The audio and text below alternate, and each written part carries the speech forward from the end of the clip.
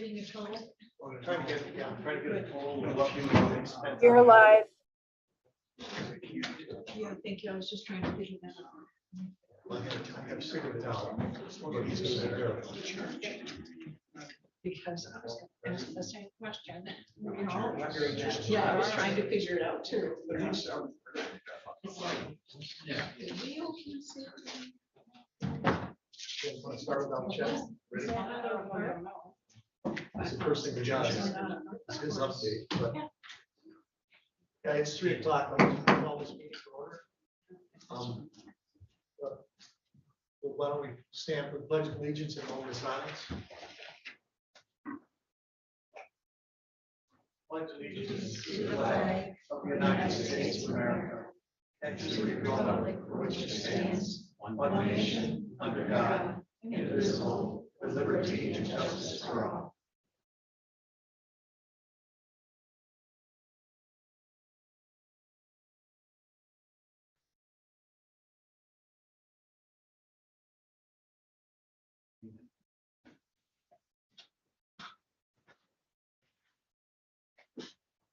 I should see Commissioner Walker here, but I don't know where she is right now.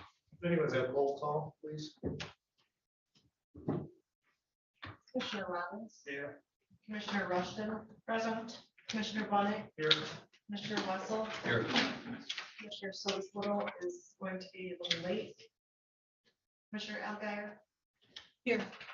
Commissioner Lautner is here in the building somewhere, but not under chair at the moment. All right, so that brings us to public comment. If you have any public comment, please come forward.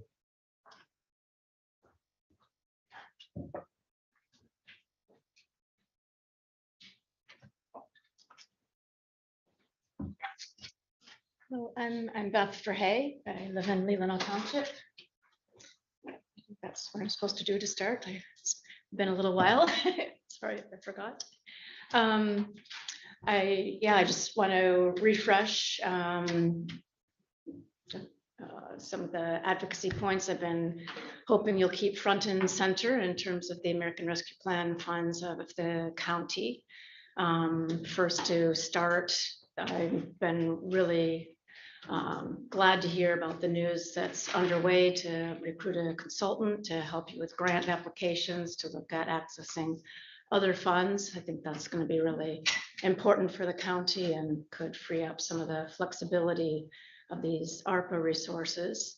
And thanks for continuing to have these special sessions, engaging the public, the community at large, and in particular, learning more, making sure you kind of learn more from these housing related programs that are on the agenda today.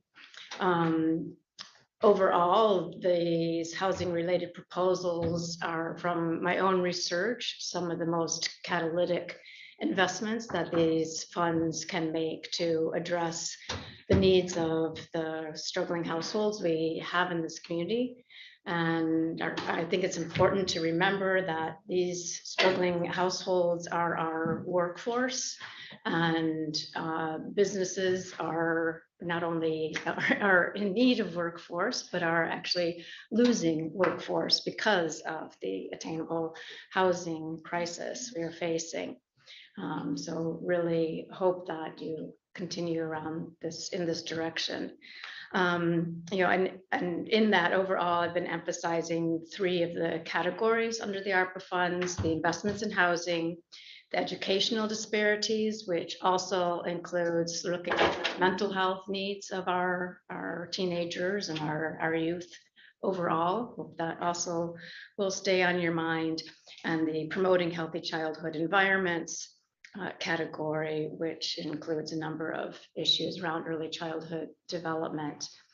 On housing, and I also want to emphasize, I know there's been a lot of some of the commentary expressing concern about the sustainability of such, the allocations of such funds. Will they be one-off, and expressing concern around that. And I want to remind you that actually that was the express purpose of the American Rescue Plan funds, was to be an input to households that are suffering the negative economic impacts that are partly related to the pandemic, partly related to inflation now, and I'm afraid go on and on in the wrong direction. They weren't designed to be investments that make a profit or a revolving loan fund that gets paid back. But they can exactly be catalytic for our struggling households. And I would point, for example, to the area of improving things that affect utilities for lower income families. One of the programs I think that was mentioned in the panel a few months ago was there's a partnership between NMCAA and Cherryland Electric, where they undertake audits and help households improve insulation, quality of windows, weatherization, and get connected to a community solar array. So that's not the expense of putting individual panels on houses, but connecting them to that renewable energy source that can offer credits on their utilities. And it'd be great if that type of program can expand in reaching more households.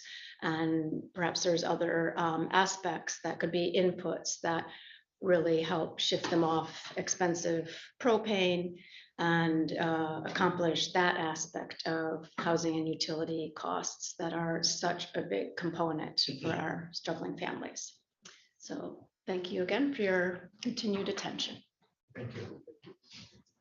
Any other public comment? Seeing none, we'll move on to the commissioner comments. And one that's related, we have a birthday girl here. She was back here last week. And this was not bought with ARPA funds, by the way. So happy birthday. Thank you. Cake. Yummy. We missed you last week, so. Thank you. I miss being here. Thank you. And since we're meeting straight through, you could cut that in 8 pieces. I think I will. An hour or so. Didn't we establish a precedent that you had to reveal your age when you accept the gift? I think we said that. It's the new 40. That's my story. It's the new 40. Is that dog yours? And What dark clothes. it's still a well-known fact that Commissioner Lauer is the youngest commissioner. Oh, well, Yes. all right. Still, even after my birthday. After 25 years of being on the board, you still are the youngest commissioner. I verified those numbers. I won't go public on birthdays, but she still is the youngest commissioner. Yeah, the birthdays were audited. Thank you. Happy birthday. Thank you. Thank you for that. All right, that would bring us into the purpose of the meeting. And the first item is the continuation review of the American Rescue Plan Act. I mean, I'd like to, will we get those numbers? Yeah, I She's thought, gonna come give the forward. presentation, if you look at item number 6, Okay. we'll have a spreadsheet. I thought, give the presentations and then have a discussion after that, so you have a bigger picture. Okay, Yeah, she's working on the spreadsheet. okay, thank you. And that was concerning what has been spent out of the ARPA funds already and, what we have left that we can allocate. So first on the agenda would be 2A with the Mrs. Brown for Housing North. Forward. Hello, thank you. Thanks for having me again today to share more about the technical support request from Housing North for housing in Leelanau County. I just wanted to remind you of our mission at Housing North, which is to build awareness, influence policy, and expand capacity so communities can create housing solutions that meet their unique needs. Our vision is that Northwest Michigan will be a place where families of all income levels can find homes that are safe and affordable. We're here to formally ask for support for a contract for services with Housing North to provide technical support that would help remove barriers to housing and support the housing needs for Leelanau County and its residents. We are asking for $20,000 for this year with the ability to renew for additional 2 years. The work is not easy, this work is not fast, and the results are not in just housing units. However, we're hopeful that with the position and through the groundwork already laid through the Leelanau Housing Action Committee and Housing North's partnership, we will see more projects within the first year than through our other programs. This is a significant way that Leelanau County can demonstrate their support for housing and for the townships and villages that do not have the resources to combat this alone. The partnership and support of the county will help us leverage more success and demonstrate to the community that you are committed to being a partner in this effort. And I would also mention that Manistee County and Emmett County and Charlevoix County have all contributed to the similar program in different ways. It will take us, all of us, to make a difference. The business community, the nonprofit community, individuals, and units of government. We believe in a collaborative model to help address our significant housing needs, and we need more than just housing units. We need to build housing options, diversity of housing options, and programs that will assure affordability long-term. We need to make sure our year-round workforce is housed so we can continue to grow our tourist economy and our year-round economy. I won't go through all the details. I think you have a copy of my proposal, but just wanted to highlight that the work that we're doing does have tangible results. They're not always seen. And in this request, it involves a portion of technical services to provide the resources throughout the community. We're also looking for support from other townships, villages, and philanthropy to bring this technical support to the community. But the request to you is for a contract of services directly with Housing North to provide a scope of that work that was defined in the program description and also through the work with the Housing Action Committee. So I think I've spoken at you a lot over the last few months and just wanted to see if you had any additional questions about what was outlined in the proposal and how I might help answer them. I think doing something like this, I'll preface with saying, I think doing something like this is very, very important. As I've mentioned, when I attended housing seminars in Washington at the National Conference, one of the things many counties have done is hire a housing coordinator. This is a way for us to do it in a way that we're not increasing our staff, but this is someone who can look over and work with on a regional basis, which I think also has merit. I'm wondering what Grand Traverse and Benzie, what is Grand Traverse doing and how would you interface with them? So a lot of this is driven by the community and the local housing groups wanting the position and asking for it. So we're not doing that specifically in Grand Traverse or Benzie County, but we're doing similar work. So working with them just as Housing North and trying to encourage ways that we can support their housing goals and needs. So Grand Traverse County just support, they'll partner and they'll work, across the county region, but mostly, as far as our programs go and staying connected, but this would be a Leelanau County focused position. Where this technical support would be driven. We are looking at other proposals that would work outside of Leelanau County, but this is specifically for Leelanau County. But and so we're having those initial conversations and how those communities would, if they want a program, how we could support that in Benzie and Grand Traverse. What kind of person can you get for $20,000?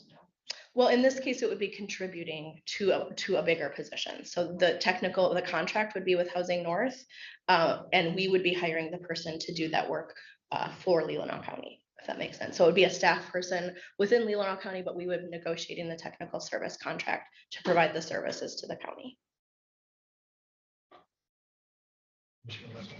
Thanks for being here. Yeah, thanks, Ty. I think the first county that jumped on board was Charlevoix County. Yes. And they've been using this housing readiness services for a year plus. Over 2 years now.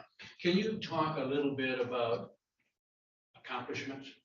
Yeah, so in that case, Steve is managing 3 housing groups in the 3 different cities, Boyne City, East Jordan, and the city of Charlevoix, as well as working on the county level. And a lot of the work, he got hired right when COVID started. So it's been a little slower, but I would say most of his accomplishments have been working with the zoning administration, developing those partnerships and collaborations, but also removing some of the barriers. So what we estimate is over 500 housing units are in a queue to be built in Charlevoix County, but we don't put our name as Housing North on those housing units, but they've made way for those developments to happen. He's also developed some programs in that county, including a deed restriction program, which is something that Housing North holds, which is really only to enforce year-round workforce housing. So it's a restriction on the property that ensures that a year-round occupancy will occur. And he's also launching an accessory dwelling unit program, which is, we're still waiting on the plans, but it's in the works, where we would provide plans for people who want to participate in the program,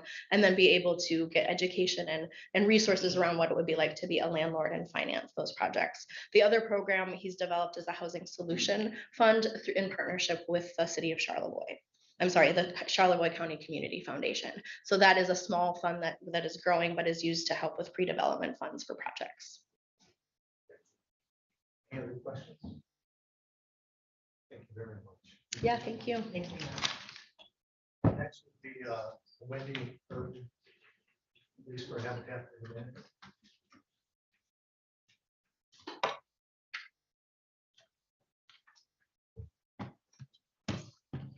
I did not get anything. If you could email, it'd be better. If you could, Yeah, I emailed it to you. when did you email it? Please? Okay, I don't have any email from you. You're right.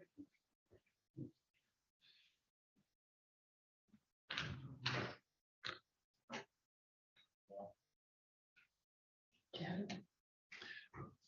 just take it.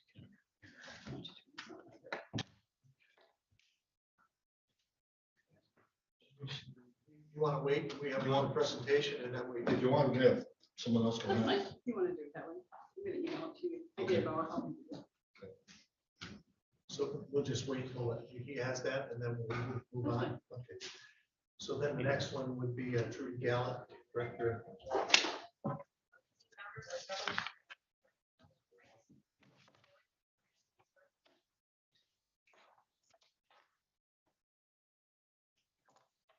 Threw me for a loop there. I wasn't ready to.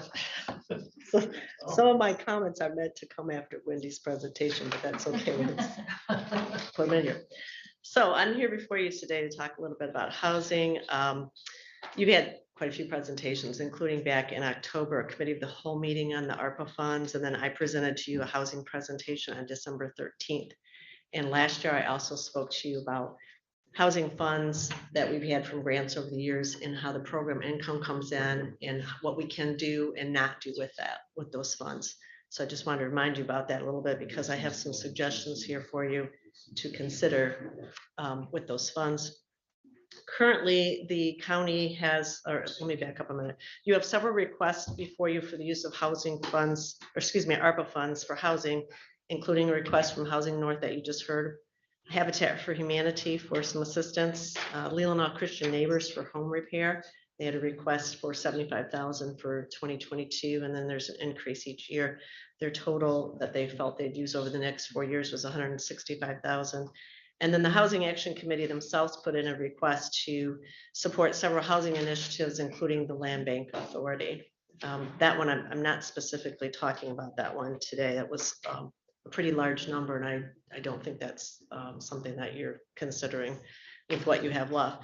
So currently with our housing funds through my department, we have an agreement with Northwest Michigan Community Action Agency. We put that in place last year to use up last year's program income funds, and that will expire the end of June. And whatever funds are left that have not been spent will have to go back to the state. That's a requirement. June 15th of 2021, the county board approved resolution number 2021-009, and that was with Habitat for Humanity. That was a $60,000 partnership with them to assist them to acquire back a home where they had the first right of refusal so that they could keep it in affordability restrictions and then get the next eligible homeowner into that property. That has not occurred. The person was not able to find other housing, so they've stayed in that house. So the first right of refusal has not been exercised, and the $60,000 in our housing funds has not been used. And then we are on track right now to take in less than $35,000 in program income. I'll report that to the state in July, so I won't have that number for sure till July. But those are considered non-program income, which means we can use them for housing rehab or we can use them for something else.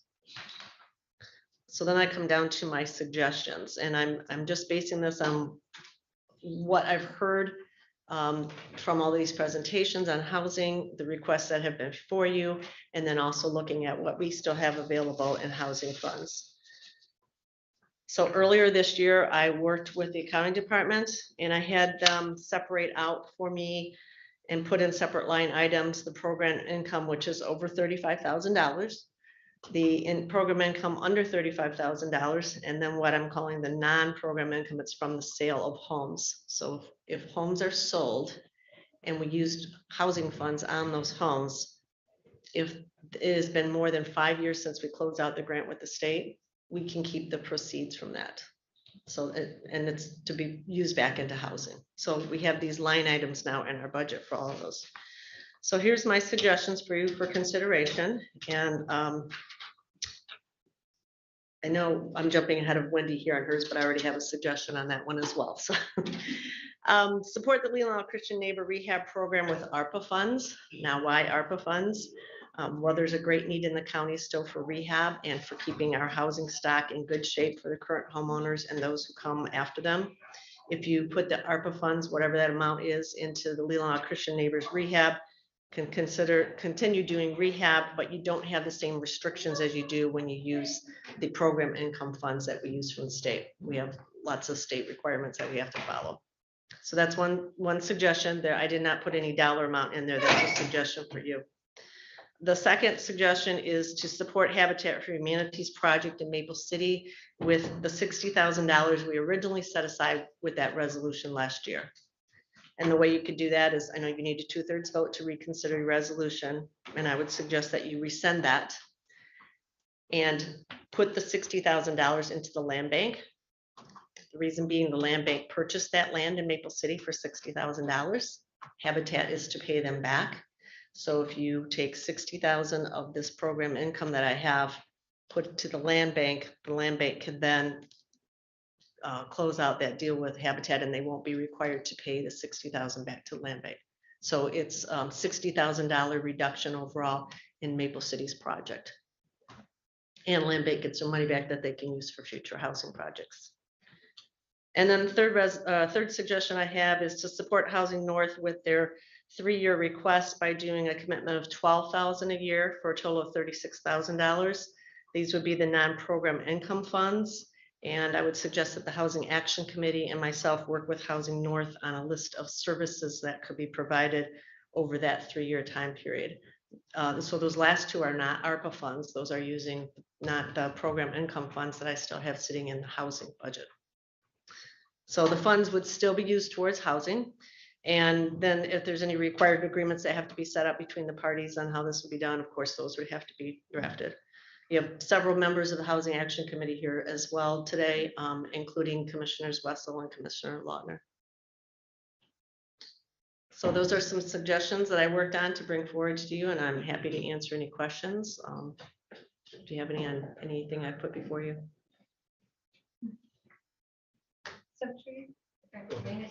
Yes. In one of our last meetings, I made a comment that I wished that there were some program to help us with vacant homes in the county, to help with the envelope of those vacant homes and bring them up to a standard to be rented or something along that line, and use a formula much like the accessory dwelling unit formula. And I believe Commissioner Allgaier said, well, there's programs like that, and you researched and couldn't find anything like that. And I haven't found anything like that either. But we haven't talked in a little while, so you don't know of any other programs like that yet. I'm not familiar with any programs on those. There could be some through NISTA, but we're not using them through the county here in this in our area. Because it's surprising the number of homes that are just sitting there that with a little bit of TLC could be brought up to a standard, and they're, you know, the envelope is there. That would help us a lot, just taking away at the, you know, numbers that we need, other than, of course, obviously, all the units going in right down on southern end of the county. We have quite a few, so. All right, thank you, Judy. Good, thank you. And I have a couple of questions. One, a statement first, a general statement. I like your suggestions and especially because it's some non-ARPA funds as well. So thank you for that. You mentioned Community Action Agency had some money that if they didn't spend it on rehab, we'd have to send it back. Is there any way we can speed that along so we don't have to send it back? How do we get that money in the hands of the homes that Belinda was just talking about? Yeah, well, they have to be homeowner occupied. So in the case of vacant home, that won't work. That goes back to the restrictions that we have from the state on how we use these funds. So it was just over $73,000 that we did an agreement with Northwest Michigan Community Action Agency last year. And they have till the end of June to spend those funds. And that's a requirement from the state. So you got 1 year after you collect that amount of money to then spend it out on rehab. They've gotten quite a few applications. They've put some money out the door. I just emailed them again today, asking them where they're at, if they have more invoices and so forth for us to repay them yet, and I haven't heard anything. But there is nothing we can do if those funds are not spent. We will have to write a check and send it back to the state. We had to do that one other time for the tune of about $25,000. Can we reach out to Leelanau Christian Neighbors Neighborhood Assistance Program and have them make sure that people that go in there on Mondays are aware of those funds? And Yeah, they have all the information for me, and I've sent it around many times. They put it out on Facebook on Overheard in Leelanau County, which gains a lot of traction. We put it on our website and everything. So it's out there, but yeah, they have to be willing to put a lien on the property. If it's over $2,500, and that's where it's kind of a sticky point. Some people won't do that. They're deferred and there's no interest on them. So there's no payments required, but still there, some people just will not put the lien on the property. So then we can't help them. Last question for me on this. I was pleased to hear this morning that John Stimson was only 120,000 shy of all the money he needs for that project on Merritt Right. Road.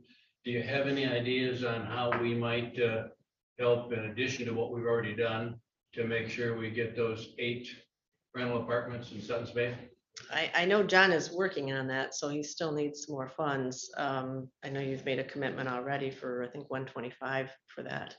I'm not sure how he's gonna meet that last 120.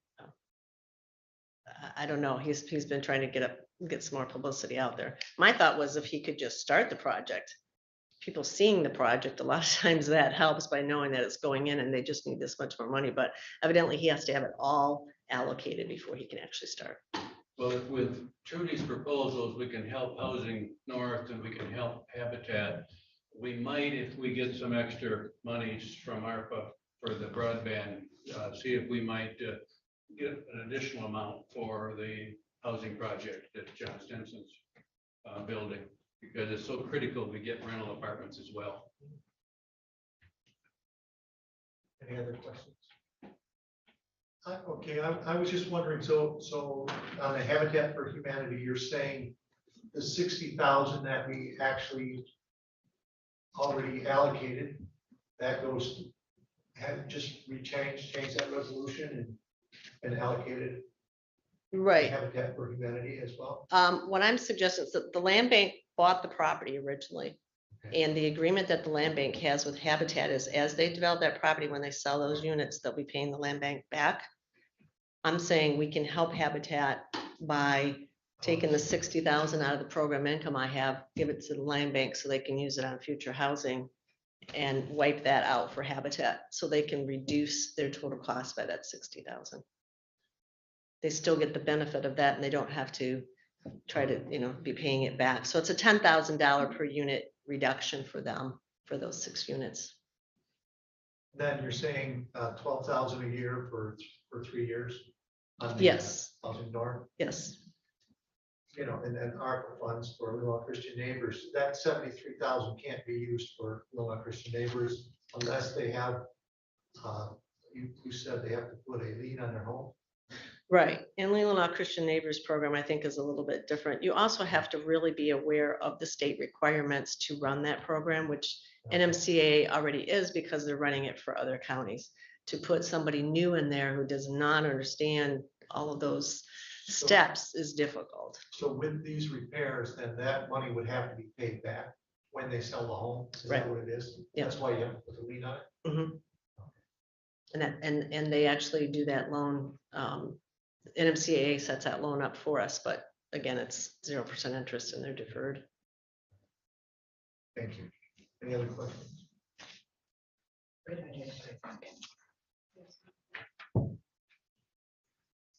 have it set up so you can. Yeah, do your- Laurel can show the screen. Thanks, John. I appreciate that. Thank you, Tree.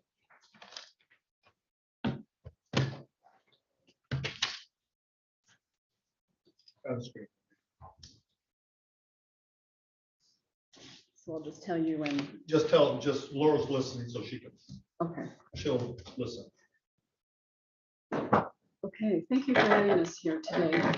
We haven't been able to do a formal presentation before. I know that Habitat for Humanity, we alluded to it in other proposals from our partners. So I appreciate the opportunity to come here and share what we have to offer with our shovel-ready projects in Leelanau County. Before I start, I'm going to introduce you to two of our leadership team members. Jesse Wolf is our development director, and behind me, Angela Skeens is our director of operations. So if we miss something here or you have a specific question because we haven't presented to you before, please ask our team and we hope that we can answer everything for you today. I did keep it a little bit light on the Habitat model, knowing again that we've alluded to this several times and you've learned a lot through the months about affordable housing, but we wanted to focus very specifically on the shovel-ready projects here in the county and the cost analysis of each. Okay, I already have. Wonderful. Taken directly from Housing North's data, we wanted to spotlight again the absolute need here in the community for home ownership. And home ownership is something that Habitat does very specifically and very well. We're the only organization in this community providing home ownership, and I'd like to share a little bit more about that as we go forward and talk about the benefits to home ownership. But as you know, and you read on the cover of the paper almost daily, there is nothing in Leelanau County below 250. There's rarely anything in Leelanau County below 200,000, right? So we're serving families. Families that attend your school districts, families that have needs, families that are part of the workforce, families that are part of the ALICE, asset limited income constrained and employed population.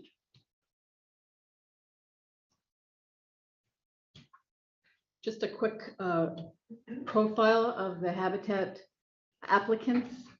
Our average Habitat applicant profile is a single adult, female adult, 2 or 3 children in the household, employed. Our household annual income for the average applicant, again, doesn't mean that they were selected into the program, but the applicants that we're seeing are anywhere from 24 to 36,000. Leelanau guidelines for HUD, for our income guidelines for the area median income, we can serve a family of this description anywhere from 21,000 up to 63,000. We serve the population that is 30 to 80% of the area median income. And most of the applicants that receive the applications that we receive are sharing with us that this is transitional housing from overcrowded and unaffordable rentals. Can't tell you how frequently I get emails and phone calls from individuals who have had their rent increased 3 or 4 times and it's just no longer affordable. They're desperate, they have no place to go.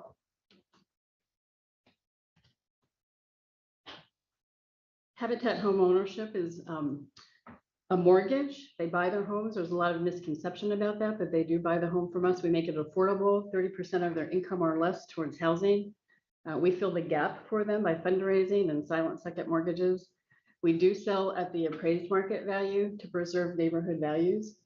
And we fill again the shortfall through a silent second mortgage, which is pretty lofty in this day, right? We talked last time about $100,000. Our Maple City Crossings development appraisal came back at 286 per unit. And if our average mortgage is 165, we're covering at least 100,000 in a silent second. Habitat homeowners. We get a lot of the NIMBY mentality, but our Habitat homeowners are good neighbors. We make sure that they have lived in our community for over a year before they become eligible for the program. We make sure that they have a credit score of at least 640, so we know that they can be sustainable when they take on that mortgage. They do invest a ton of time and opportunity in relationship building through the program. 275 sweat equity hours are put into the program with every adult in the household. And then they complete their money management and budgeting coursework. So most of the time, our Habitat homeowners are better qualified to be homeowners than the average homeowner. Really, they are. And that is represented with the fact that we've only had one foreclosure in 36 years of our history here in the Grand Traverse region. We require them to save $1,000 as part of the budgeting process, and they're in IDA account. So again, once they get into the program, they're pretty sustainable. Plus, they're building their house and putting a lot of hours and pride. Homes are built with volunteers. You're familiar with that. We bring a lot of volunteer capacity out, members of the community, so we can bond and build relationships that allows our partners to have resources in the future and strong relationships. Actually, if we didn't have the relationship aspect of Habitat, there wouldn't be a successful Habitat. It's all about the relationships. It truly is. And that makes our community stronger. Habitat homes are built with long-lasting quality materials. You may be familiar with our project, the Depot neighborhood in the heart of Traverse City. Exceptional quality materials. We like to consider renewable energy when we can. We'll talk a little bit about that when we spotlight the projects in Leelanau County. Okay. Maple City Crossings, we talked about that earlier. Maple City Crossings is a partnership with the Leelanau Land Bank.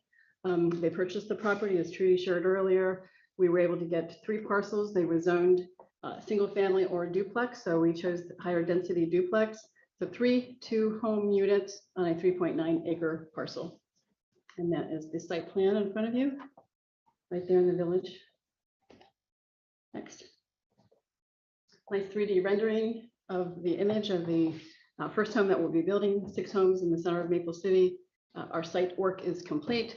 We were waiting for our sewer permit from Eagle. We submitted the Part 41 application last year. We went through 3 submissions before they actually agreed that the administrative aspect of the proposal was complete, and then they went into technical review.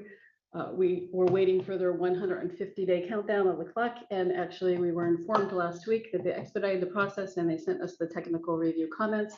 So we are reviewing those. There are about 60 we have to address, and after we do that in the process of 2 weeks, we should see that sewer permit approved in about 3 weeks. Good news for all of us because we can hit the ground running on that project. Construction, 3-bedroom, 2 and 1.5 bath homes, 1-car garage. That's our very typical 1,100 square foot single family home. Next project is the New Waves community here on Bugai. That's a partnership with New Waves United Church of Christ. They sought our organization out about 5 years ago. Again, having knowledge of the Depot neighborhood and the vision for this community where renewable energy could be a concept that fits nicely in that community. We haven't committed to that. We're going to build solar or energy ready homes and then hope that we have a donor in the future that can actually help us with that. But right now we're staying focused on just covering the cost, as you know, to get shelter for families. 9 acres will be reserved and preserved for trails and public open space. So there's quite a beautiful vision ahead of us for that community. 5 acres for future expansion. We're not sure exactly what that will be at that time, but it's right off of Bugai Road. And in fact, this week they just started the project. Elmer's came out to start infrastructure on Monday. There's another sample of a home, the New Waves community, 14 homes. This is a really critical piece here because 6 of the homes are actually home ownership and the other 8 are rental homes. I just want to say that again, 8 rental homes and 6 home ownership. We love this project because it's a transitional project. We were able to work with the renters, and eventually if they determine that they're ready for home ownership, we'll be able to help them.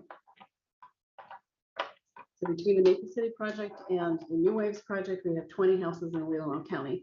We're about ready to launch a silent portion of a capital campaign so we can build 50 houses. 20 or more will be in Leelanau County. Now let's look at the cost analysis. Maple City Crossings project is a $1.5 million project. I put in here the additional cost of materials and supplies this year is about 170 unanticipated because of the rising cost as we've all experienced. We have committed dollars of almost 700,000. We're fundraising. We fundraise per home as we go along. We've always been successful. We do have additional funding gap this year as again, with the continued environment that we're in and the rising costs are challenging. So I wanted to pull that out and spotlight it. And that is definitely a gap that we have to focus on filling. We fundraise in many different ways. We have events We have direct donors, foundations, grants. So we have a very extensive fund development plan that Jesse beside me here is focused on, and our director of operations. New Waves project is a $1.3 million project. This is actually, this cost analysis only represents the home ownership component. It doesn't represent the rentals.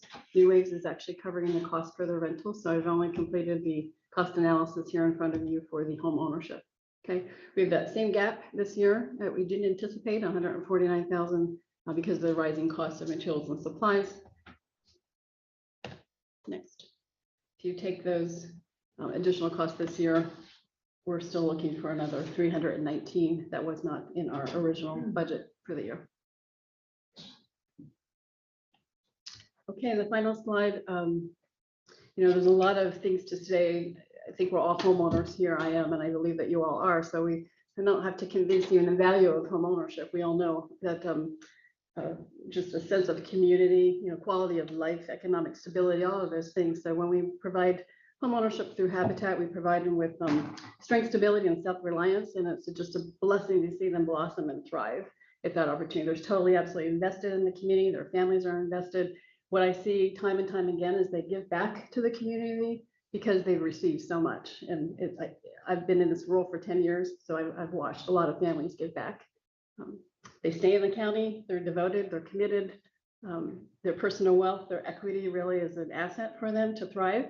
And their children flourish when they have that stability. They flourish in school. It's just a beautiful thing to be experienced. Homeowners support their communities. I shared that, and opportunity for your support to strengthen Leelanau County. Thank you. Have you engaged in utilizing rental houses previously, or is this a new endeavor? Sorry, is this On the rental houses? Is this a new type of project for you? it is in the sense that the partnership was one that we had always envisioned, our leadership and our board to be able to serve more of the community in different ways. Our organization is here to serve the community need. And we recognize that we were able to assist the church with their 20-acre parcel in this way. And a transitional housing project has always been a desire of ours, and now we're able to see it come true. We do have another rental that we're working on with the church in Grand Traverse County. We're rehabbing a major home right now project so that they can serve refugees. And where does the rental fund go back to the organization?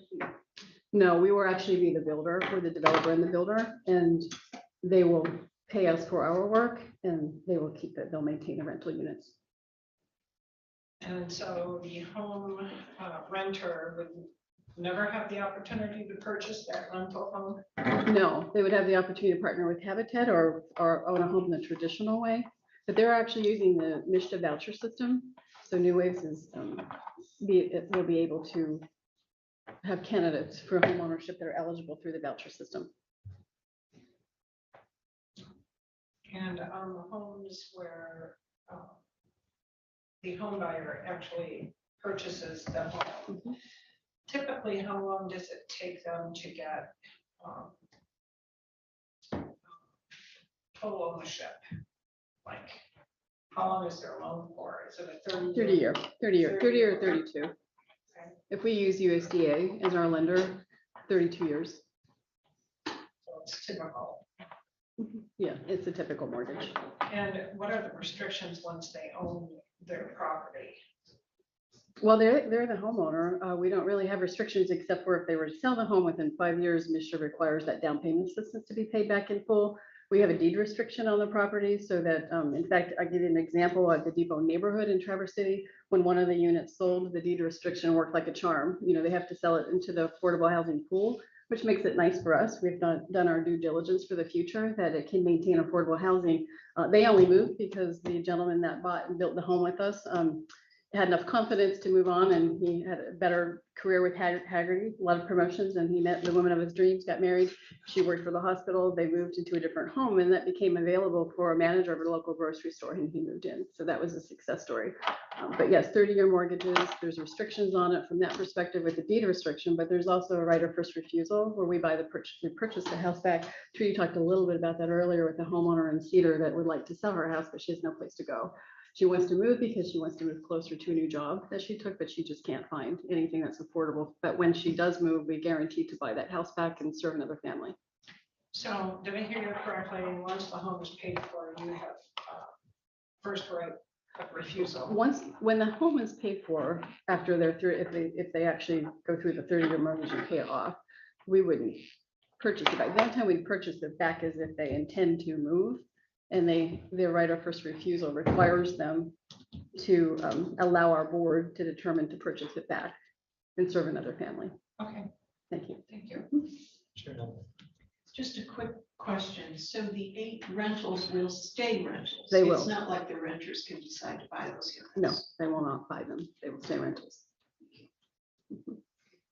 Your funding gap, the 319,000, is it my understanding then if you had $319,000, you have all the money you need to make these 2 projects? We're committed to the fundraising gap. The rest of it, we have a very strong fundraising goal and plan in place. And year after year, we've been able to achieve those goals. It's a lot of work, but this environment is a challenge for anybody, right? And the additional dollars that I spotlighted there are the increase in materials and supplies. That's a big hardship. So my board has tasked me specifically to make sure that we fill that $300,000 increase in costs for materials and supplies this year for the budgeted number of the houses we're building this year. Does that make sense? So if we did what Trudy said with the 60,000, that would come down 60,000. That's true. I mean, it would help without a doubt.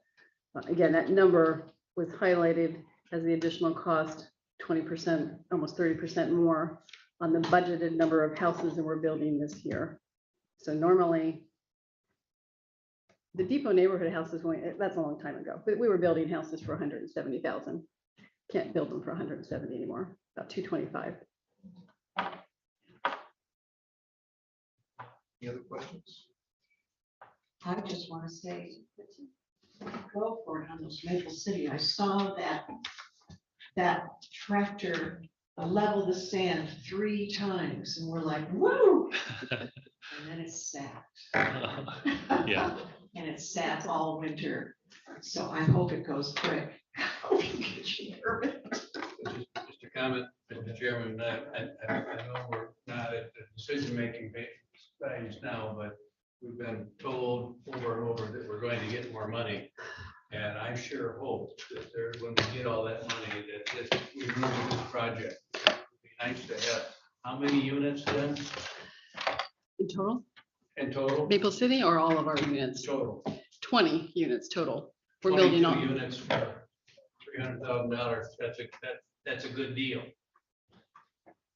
Do you want to add anything? No, like your point, you're exactly right. And then you three people per, household, so you're looking at 60 plus people.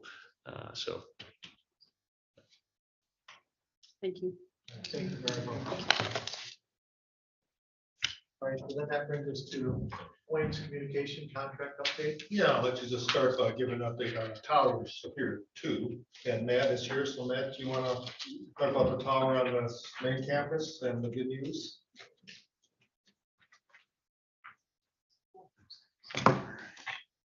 So we did hear back from Midway Electronics, and they have agreed to the terms on the contract. So what we discussed at the executive meeting is what they agreed to, $435,650 with the bonds included in the contract. So they have signed it, and it will be discussed this evening for acceptance by the board. And we're excited to finally be able to start ordering material and start the timeline. So very happy. We were firm on our perception that those bonds are critical. And most companies should be able to cover them. I'd have great concern about any company that could not put up the performance bonds. So we told them that, I think they were just trying to lower the cost, but we said no, and they agreed, and the contract is signed, so assuming you approve it today, Mr. Money can sign a contract this evening. Any questions? Congratulations. Yeah, Thank so you. I told Matt he would not have to come to next meeting, unless he's, there's nothing else to do on the Tuesday morning. Got a few And things then, to just want to give you an update on the Leelanau Township Tower too. And we had, I think, a very productive meeting this morning with Sherry Electric, and they have authorized to share the news that they are very interested in forming a partnership with us, and it could be a financial partnership to provide a tower in that area. They have been looking at sites. They have technology that reads the meters, and they need to upgrade that equipment. And so when Tony Anderson, their director, was at that meeting a couple of weeks ago at the Chamber of Commerce that we were at, he approached me afterwards, and we've been in dialogue, and today we met with them. And they said it's okay to go public, to say they're very interested. We don't have a site yet, and they don't have a site, but our goal is pretty much the same as their goal, and why build 2 towers? And so let's form a partnership. They think they may be able to help us some with the financing. We told them that Leelanau Township has been very open about they're willing to help us financially also. So Matt's gonna go forward with doing the studies and find out the location, and they're gonna update their board, I believe, a meeting next week. So we don't have anything official. It was a very good dialogue, and they really like what we're doing, because what we're doing is exactly what they were hoping they were gonna do at some point. Yeah. So Matt's doing the work for both companies now. They knew that they would have challenges in Leelanau Township as well, so we both have the same goal, and it's very, very nice to see, a collaborative effort on that. Become our tower experts. I told him that Yep. Michigan State needs to offer him a degree for experience, work experience on towers, so. Right. So I appreciate the spirit of cooperation from Cherry. Well, I do too, because I know it's not, really wasn't on your agenda, but you are, thank you so much. Yeah. Appreciate that. Mhm. And then on points communication, actually, we talked to our consultant and our attorney at 2:30, I think, Mhm. just to get an update, and we hope to have a draft contract done by next week. It's a kind of a new concept, because we're not owning the broadband product, and we're committing money beyond what we have and so forth, but they assured us they'd have a draft contract that they can share with points, and then we'll share with you hopefully by the end of next week. So we're making good progress on that also. Then we can get started. That's the goal, yes. And they have worked out, I'll see as a compliment, they have worked out some financial terms in terms of what customers would pay and the startup fees and all that. And I made it clear, we don't want to be involved with that dialogue, but I can tell you, because I've been involved, there's a lot of dialogue going on, and thankfully, we have a consultant that is an expert on this, because this really is a learning experience for our legal firm. It appears that they cannot find a sample contract anywhere to do what we're doing here. So they really are starting from scratch, and that's been a challenge. I mean, the standard contract is easy. It's the attachments and the terms and the scope of work. And so fortunately, Chris has, I think it's been maybe a little more than Chris anticipated, but I think he's enjoying it, because once we set the standard here, it'll be good for Chris, and it'll be good for other counties, and the law firm can use us as an example. Because I'm getting the question, when is my Yeah. internet gonna be up? Yes. Do we have any sort of a timeline on the tower being put up Not a firm timeline. The sooner that they can order, the better. by the end of the year? I'm fairly confident by, the end of summer, we would have a structure up, but, it'll be all the delivery problems that we'll run into, but yeah, I'm confident that we're gonna be good by the end of the year. The actual work can get done, it's just getting all the equipment to do all the work. Supply chain. Yeah, exactly. Yeah, so end of year more or less. Mhm. Good job, by the way. Thank you. So I assume there's no questions for Matt this evening. He can have a free night with his wife. You can watch us on she'll- video. There you go. Oh, Good idea. I want to thank you. You know what, it takes back, was it 2 years ago, AT&T came and they wanted to plant that tower here, and they would have had complete control. So I really want to say thank you for listening and taking a step back and saying, what can we do? This is a great path, I believe, for us to go down, and especially at this class. So I appreciate the work done on that. Thank you very much. I got a lot of good feedback from the board, so it was good to be able to have that. Thank you. Yes, go ahead. Well, I will add my thanks to that. Okay. I know how much work Yeah. it has been involved in what you've been doing. Fantastic work. I was just going to add two other things, just not to lose sight of the fact that we do have the excellent data from the asset survey that will be put into a tool in not too many more weeks from now, so that residents can go online, put in their actual address and see what companies either are currently offering service or will be offering high-speed broadband service. So that'll be wonderful to have, particularly with all of the other renovations that are coming along. And then the other thing is that Agro Valley is on pace. They are hopeful to have equipment on the towers, our 3 towers, which would be the Omina Tower, the Central Tower, and the Maple City Tower by the end of this month. And they will be coming here in hopefully the end of May before Memorial Weekend to have an open house and talk about it. This is fixed wireless service, but it's very high speed. It's akin to, what's the buzzword out there, 5G. But with different equipment and that, so, you know, the closer you are to the tower, the higher the speed. So it's really excellent, but even their lowest speed is something that would allow anyone to do just about anything they wanted. So they'll be able to serve a great deal of the county. So they'll have a little bit of competition and service being offered probably end of May. So that'd be wonderful. Well, Thank you. I told our legal counsel I'd like to present the contract to the board in May. So I'm putting some pressure on them. Now, obviously, their attorneys have to look at everything else, but at least our goal, and he's hoping he'd have a draft for us next week. So And that's that's a for the big fiber. step. Yeah, for the fiber. Yeah, that's a big step going forward. Yeah, with points. the Agro Valley is Yeah, I'm talking already about points, contracted. sorry. I'm talking about points. Yeah, I just want to confuse people. Right. Glad you clarified. Yeah, thank you. Yeah. I keep talking about points because that's what we've been focused on. Any other comments or questions? Thank you very much. Thank you. Appreciate it. So then that brings us to fund development partnership. Yeah, this ties into a discussion we had as a board in February and also with various ARPA funding. It's how do we cross the line and get the additional funding? I know all of you thought it was at least a good idea to bring in a professional consultant, grant writer, so forth. There's no question the money's there. There's at least 5.4, as much as 8 billion in the state of Michigan alone that has to be allocated. And there's private funding, there's corporate funding, and everything. So we're looking forward how we can access that. So what you have a copy, and I thought it's not getting sooner, but we just got this recently. If you flip what I passed out here, is a sample agreement for Leelanau County and Venture North. And I'll give an overview and then maybe Patricia and Ty and Melinda can go into more details.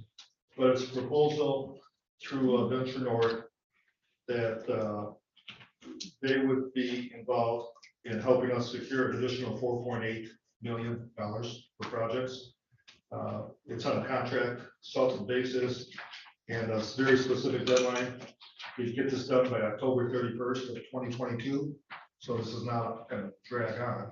This is a short-term thing. The cost would be not to exceed $80,000.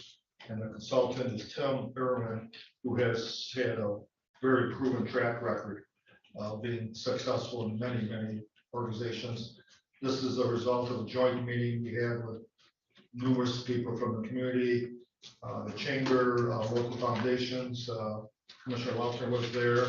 The dialogue about the tower at Leelanau Township occurred because Tony Answorthy from Chairland was at this meeting. And we all agreed that we need to get some professional help to raise this money. So instead of 1.8, we looked at other projects, got with the 4.8. And Patricia, you've done a great job. I want to just give a greater overview. And I know 2 other commissioners were involved with this project. Absolutely. As Mr. Jenica said that we're looking at two really composite projects. One would be to come up with the balance of the 1.8, which would complete the point broadband contract.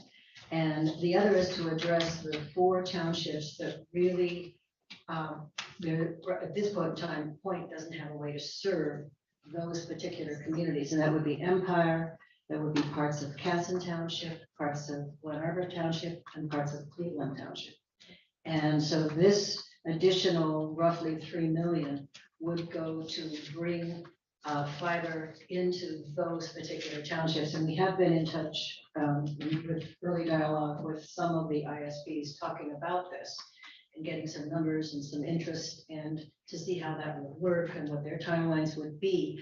So what Ms. Urban will do is reach out to foundations he helped set up. Well, actually, he set up that meeting that we all had a while ago, and he is very good at this kind of thing. So he is going to reach out to those foundations and the private donors, and he feels that he can raise the monies that we need relatively quickly, rather than wait for the billions of dollars that are coming down the pike through the federal agencies, because as we all know, they will get here eventually once the legislatures decide how it should be distributed. But then there's going to be the application. They'll have to decide on who's going to be the RFP administrators, then there'll be the application process. And so you're looking at next year before you'll actually see those funds. So that's a good backup plan to have.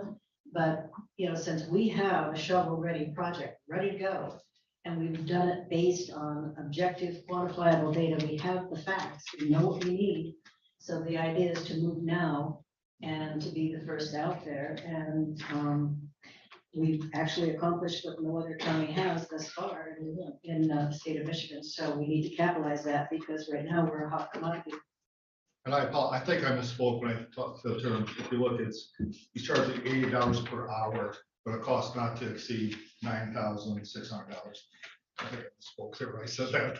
I look at the zeros, I don't have my tutor glasses here. And so I apologize, but if you know, this is probably at least half, if not greater, reduction in the fee for a professional consultant to do this type of work.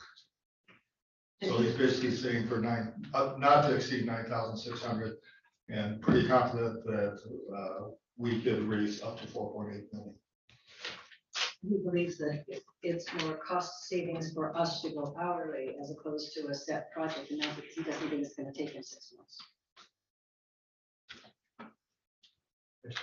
Yes, thank you. So as I understand it, as this money, safe to say, will be a windfall, I guess, for Leelanau County. Depending on the contract with Point, we could begin to take some of this money and start that southwest quadrant with these dollars, the beginning dollars as they come in, and work our way east as we work our way west the other way. Is that how we would? Point wouldn't be involved with those. No, I understand, but Points is going to begin kind of east and Yes. work west. They They will could start- begin west and work east. Exactly. Yes, okay. Exactly. And to make sure that we Yeah. understood. Yeah. It would be going on, yeah, simultaneously, basically. Yes, Particularly. and there was one more point. I'll find it. I have one more thing I want. Oh, the other point I wanted to make is we're successful in this. We could be the first county to have border-to-border coverage We could be within 2 years, in 2 years. which would be quite a feat. I am very grateful for this opportunity and thank you for creating this, because it is mostly my folks. We have people who, I'm on the computer with them and I say, well, what internet are you using? And they say, well, I'm on my hotspot. And that's how they work. So we desperately need, and telling them that they might have coverage by 2026 is not a good, that's like forever.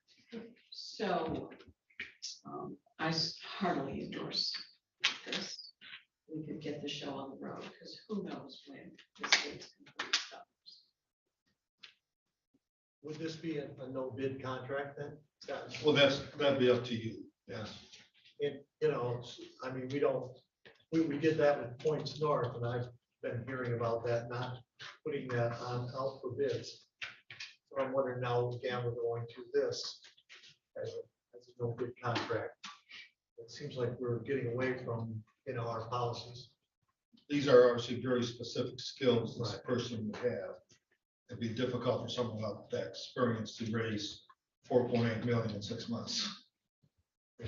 I understand what you're saying. I have worked with Tim and his work with the Leelanau Township Foundation. And he does find money, and he's been very successful. And I'm surprised that we have a rate of $80 or $90 an hour. That is a good deal. Yeah. Commissioner Walker, you have some- Well, I just wonder, it's difficult. I also received a couple of those numbers, phone calls concerning Point, but what we have to understand is Point is available to us because of their relationship and full attachment with Cherryland. So it's kind of that kind of, I don't want to say sets them aside exactly. It sets up the scenario for us to make this work affordably in Leelanau County. So being tied, I think that's where I was comfortable with just going with Point, even though we did the no bid. But I certainly would be open to any other vendors as we go forward. I think that's pretty much the idea. As many vendors as we can get on board to help us keep this project underway. Let's do it. And that's my thoughts. So I guess, yeah,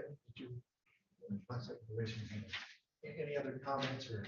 Well, are we in a position where we need a motion? to Well, move I forward? thought maybe when you looked at all the options, then you start looking at the big picture. At the end, allocating funds. Yeah, the only other thing I'd add is to build on what Commissioner Lautner just said.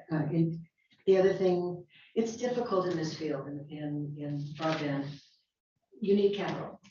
And most of the companies that are in Michigan don't have that, or are so large that they're not willing to put in that kind of thing. This is a $17.4 million project, of which we are being asked only for 5, which is amazing. And as Commissioner Lautner said, the relationship with Cherryland Electric makes this possible. So we're just really fortunate that we're in that position.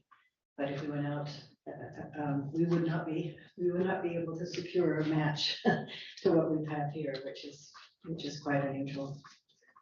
No, I mean, I guess, I voted for it and I believe that, but the point was made, we don't really know if there's another option because we didn't go out for that and ask.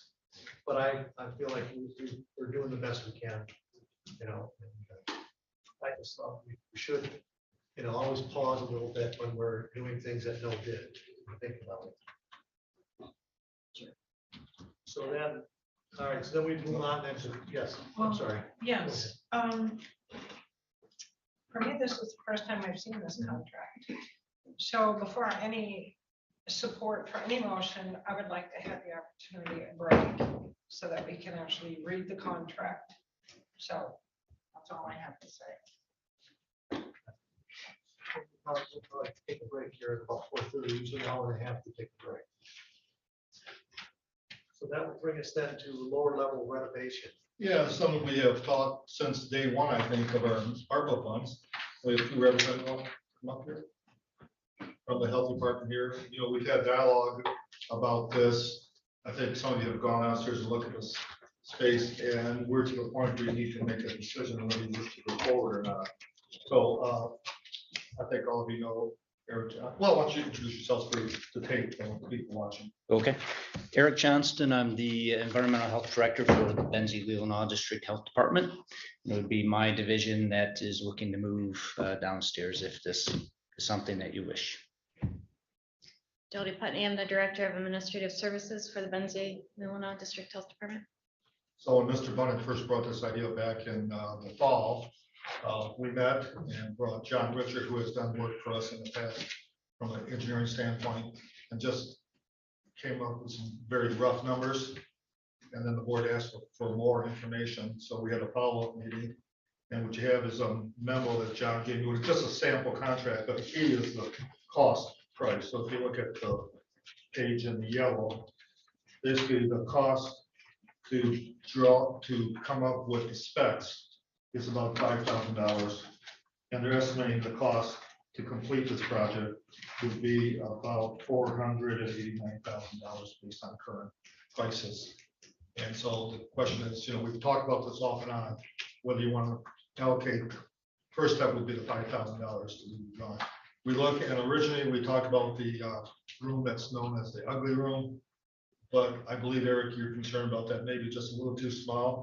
That's correct. After it was remeasured, it is about 700 square feet too small for what we need or what we're looking for at this point. Then the other option is across from where Jerry Coleman's office, which is called the exercise room or storage room. There's some equipment out there, but there also is some kayaks and stuff that could be moved. We could combine them. It would create a bit of I think, an issue long-term storage wise, if that was taken. So that's one of the things we talked about last week's meeting about the need for a storage facility long-term on the campus also.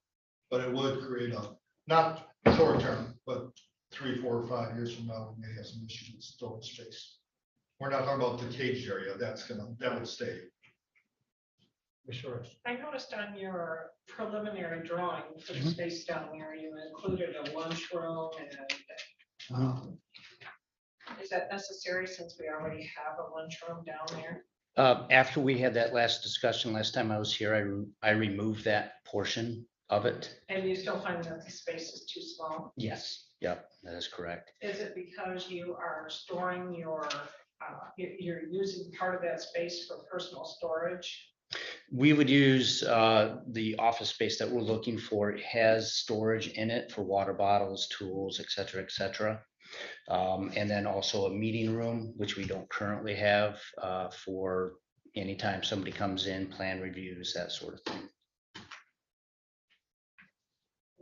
Well, But have you looked at the other room and that would be sufficient? yes, yep. Last time we were here, we met with Bill, correct? John, and took a look at that along with Jerry, and that room, the exercise room, would definitely more than meet what we would need. Have we calculated a return on investment? Well, that's one of the things and I don't know if you had a chance to look at some numbers. I kind of used the model we did with the conservation district, where we basically formed a partnership. The amount they were paying for rent, for utilities, for internet, we kind of built that into the cost of renovation and so forth. So I guess Dodie, if she could at least look at some numbers, I don't know if you had a chance to look at that. Well, I took, considering the square footage that Eric recommended and what we're currently paying in Leelanau, and then what we're paying in Benzie, and just, in Leelanau, we're currently paying around that $15 to $16 square foot. I'm sorry, how much? $15 to $16 square foot. And in Benzie, we're paying about $12 a square foot, bigger building, more tenants, but and when you take that into consideration, we're not reducing our rent if we move here. So we got to keep that in mind when calculating our costs. So I like to keep it, around the $12 to $13 square foot rental costs if all possible. So you could contribute that much on an annual basis? We could work it into a budget. Well, I'm always surprised by how much things cost, because I would have thought you could do that for a couple of $1,000s. Is this a Cadillac plan? And might we meet your needs? I mean, it's a nice room down there, nice walls, nice floor. We need some storage space and we need some desk and probably some flooring. But is there a way to say we could do a nice job for half of this?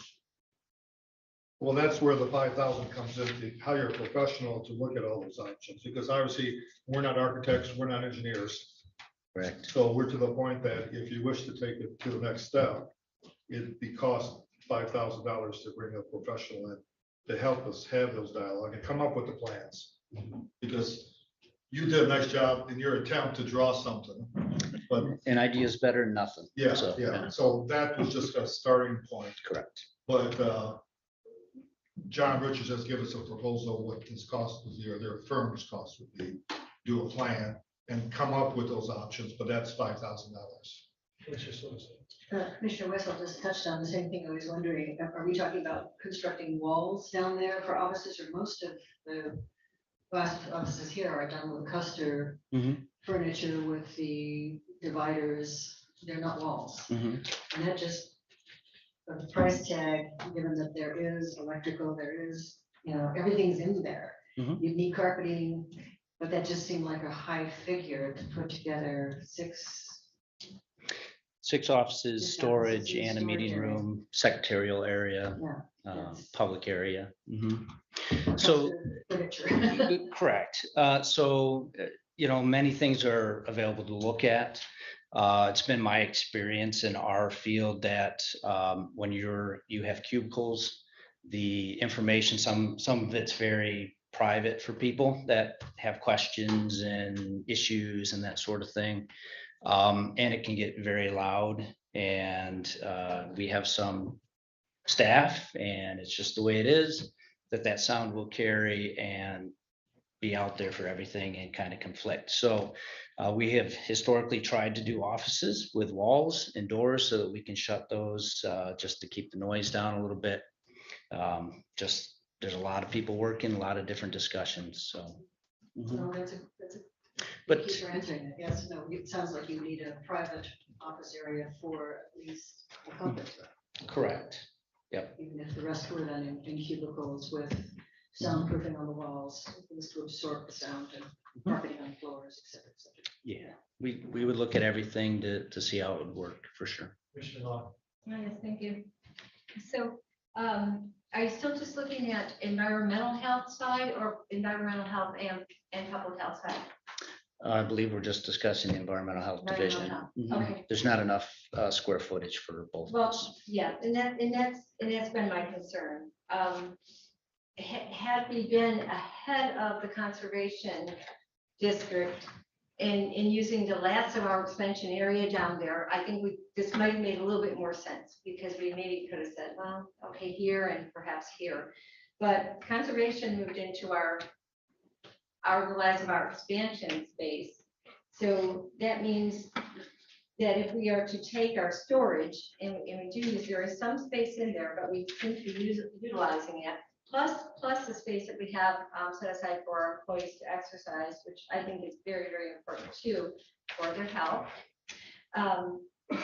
We will create a real problem with future storage. There's no doubt about it. It's not a question of if, it's a question of when. So I'm really concerned about us using the last of our storage space, either ugly room or our storage space down there. Because I would rather see the health department stay together. And have you thought about petitioning the state, if they're sitting on billions of dollars and do not know yet how they're going to distribute those ARPA dollars? Could they help in any way in perhaps building you the health department that we need up here? At least some formula or work out some kind of a program. Have you contacted them? We don't qualify for ARPA funding. The health department does not directly. I have directly. Okay. It's indirectly through the counties. I have reached out to USDA about their low interest loan. We would potentially qualify for that aspect of it. We're looking in an addition at the Benzie offices. So, we're kind of looking at that aspect of it. So. That way you could stay together. And I just think that's really important for the health department. I would like to see us stay under one roof personally. So we can't use really like you, but can we build a building ourselves and rent that to them? And If we're looking at money down the road coming, it's like, why don't we just kind of hold out a little bit? Build a big thing if we can. Put it all in one building. I'm sure we could do that. We're coming. The question is, could we build a building and then lease it back to the health department? No, I'm saying, you know, I hear we're gonna get money down the road. Put this on hold for a while, if we're looking at, we're getting more money, look at where we wanna put it in the building to house both units, both of them. Instead of piecemeal. Well, since we're under 10 million, so even if we got double what we received in 4.2, we still would be under the 10 million. So therefore, we have a lot of flexibility how those funds are allocated. Okay. But I'm Well, thinking three things we cannot do. Yeah, I spent it, you know, you're looking at $500,000 to do the basement, for getting more money maybe down the road. I know somewhere on the campus. Start looking at where we're gonna put health department. Actually, when I brief discussion with the engineer and architect, they thought, if you look at long-term, building a building may be more cost-effective than trying to renovate the wall, because if we do that, you're right, we're gonna have space issues. I mean, there's no question about that. And they actually brought that up, if that was an option, to just build a building, because originally we talked about moving the entire health department. Because, you know, we just did not have the space to move the entire. Even if it's not an option, I think we should start looking. Explore it. Yeah. We could, I mean, if you take away ARPA funding, if you look at the model we did with the construction, I mean, with the conservation district, we could look at that type of model. You know, if you're willing to commit X dollars, and I know you're gonna hopefully keep the space you have at your current location. But if you have funds available, we could at least explore that possibility. But we're gonna explore that, we probably still need an architect or engineer involved. Go ahead.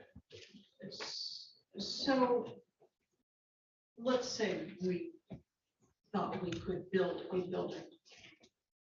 That's a big, big, big idea. It might be a really good one, but where? I mean, that could take years. Well, we do have quite a bit Do of we have, empty do space we have here. the space here to do it? And keep I track think of we the job? could find space. I'm Where not an would it go? architect engineer, but Where would it go? As, How many acres do we have here? I can find 40. out. just short. There's a lot of places here, so go right down on the road. Yeah, I mean, We're just gonna be built into the hill. But I mean, I guess the thing I think of is that with the ARPA funds, well, first of all, let's say that the storage, to use this building for storage is an extremely expensive storage area. I think that to say that that was always meant to be storage is not wrong. The whole reason we added the basement is for expansion, to bring county facilities into it so that the people can come to one area. And I think the matching the environmental health with the building, and the soil conservation, is a perfect match, really. And it would work very, very well. And the idea, to me, really came about because we have these ARPA funds. That money, we can do that, we help them out, and then we help us use this building in a much more, I would say, productive way, as opposed to using it for kayak storage. And I just think that because of the cost of building right now is the time to use that to put the money into helping the health department out. That's one of our goals this year, is to help them, through COVID and everything. And then, and it would help out building, it would help out the conservation district, it would help out the health department, because they are being very squeezed. Plus, it would give us much better service, because the head of the health department doesn't even have an office here. If we're going to wait for a building, we'll be another 10 years before that happens. And so I don't know what would happen. So I think we have this opportunity, and yes, everybody keeps saying we're getting more funds, but we have these funds. And if we get more funds, then we can do the other things. But to me, this is probably the most pressing thing of all the stuff that we've looked at it, that has to happen. You have to renew your contract, what, in next year? July of 23. Yes. And Montessori's growing. I mean, we don't know if they're gonna squeeze them more or not. And so I think this is, to me, we take that funds, we can help out our cost here. We help them out with their facilities. And it's a win-win in my mind. I really think we should do this at this time. Just a brief. My thoughts also were that if we did renovate that space and you ended up being able to get a building, we still would have improved the space here. And that is always an asset for us. That all makes sense, but, okay, our contract ends in 23, where does the other half of the health department, where are they gonna We have to renegotiate. I don't think it'll end. I think they'll still stay right there. Yeah. I mean, you would have to ask them. I can't answer to that. Right. The intention is that we still stay there. But maybe with less space, because I know Montessori wants to expand. So. Well, they did an expansion last summer. So they already did one and we have informed them that we cannot be squeezed any further. So whether they need more space, whether they add on at that facility or you know, what their intentions are, we're starting our new contract negotiations now, so. Well, let me ask you this, and I'll put you in a spot here, because you're not prepared for this. Proposal is $5,000 to do the study, to do the plan. And I'm thinking maybe we asked they could also do just a ballpark cost to a new building, but of that 5,000, are you willing to contribute for that cost? I could probably contribute some of it, yes. You know how much? I could probably contribute half. So really, right now, we're talking about $2,500. And I'm sure Mr. Richard could do the lower level plan and then give us at least a number on a building for that $5,000. And I think that would be a benefit to the health department for future projects. In that, Well, you know, and if we get that drawn up, then we can have our SUVs, you know, that to see what it's actually going to cost. But I do think that you're right. We need walls because you're going to have to put the wiring for phones, for electrical, you know, for all the things that go into the wall. You want to, I mean, people do want privacy more and more. And, you know, I think that's, I think it's important to put the walls up. I don't think we want to try to do that, you know, to just the cap walls or whatever they want to call it. And one thing that may be a cost savings for us is we have the infrastructure here. So about bathrooms. I think you felt comfortable with that you don't need private bathrooms, so that's a savings. We also have the heating and cooling that could be tied in. I think Gary O'Connor said that would not be a major work. So when they came up with these numbers, they probably were not including those potential savings. They actually just look, I think, at the industry standards and says it's going to be X dollars. That's ironic because I was shocked when I got the price. But before I got the price, I called Mr. Bunnick with his experience, and he's predicted it was going to be about $400 a square feet. And then if you remember last week at the presentation where construction cost is now $400 to $500 a square foot. So this does fall in line with the costs, unfortunately. Yes. Where did you come up with The square foot, how much was that? We're looking between 22 and 2,400 square feet. So I think I came up with 2,350 to be exact. I Yeah. know it was under 25. Yeah. And that was when we had the kitchen in there. So it's going to be less than that, but. It's our technicians wrong for that. He wants to know where, see, I can read this here. 400? No, okay. Since the owner shall pay the architect an initial payment of $5,000 as a minimum payment under this agreement. Additional payment shall be credited in the final invoice. So we have to pay $5,000 to draw up the program, and he'll give us, it sounds like we could give him more than that. Yeah, but our experience with John Richards has been very good, and I'm sure we could clear, this is just a sample contract. We would draw up our own terms. So. I mean, I would make a motion that we move forward with getting, at least get the initial architectural drawings. I thought we were going to wait on action until. Yeah, maybe we take a break now, have Jeff come get it updated. Okay, I'll take that motion off. Is that okay? Hey, sorry. We'll take a break.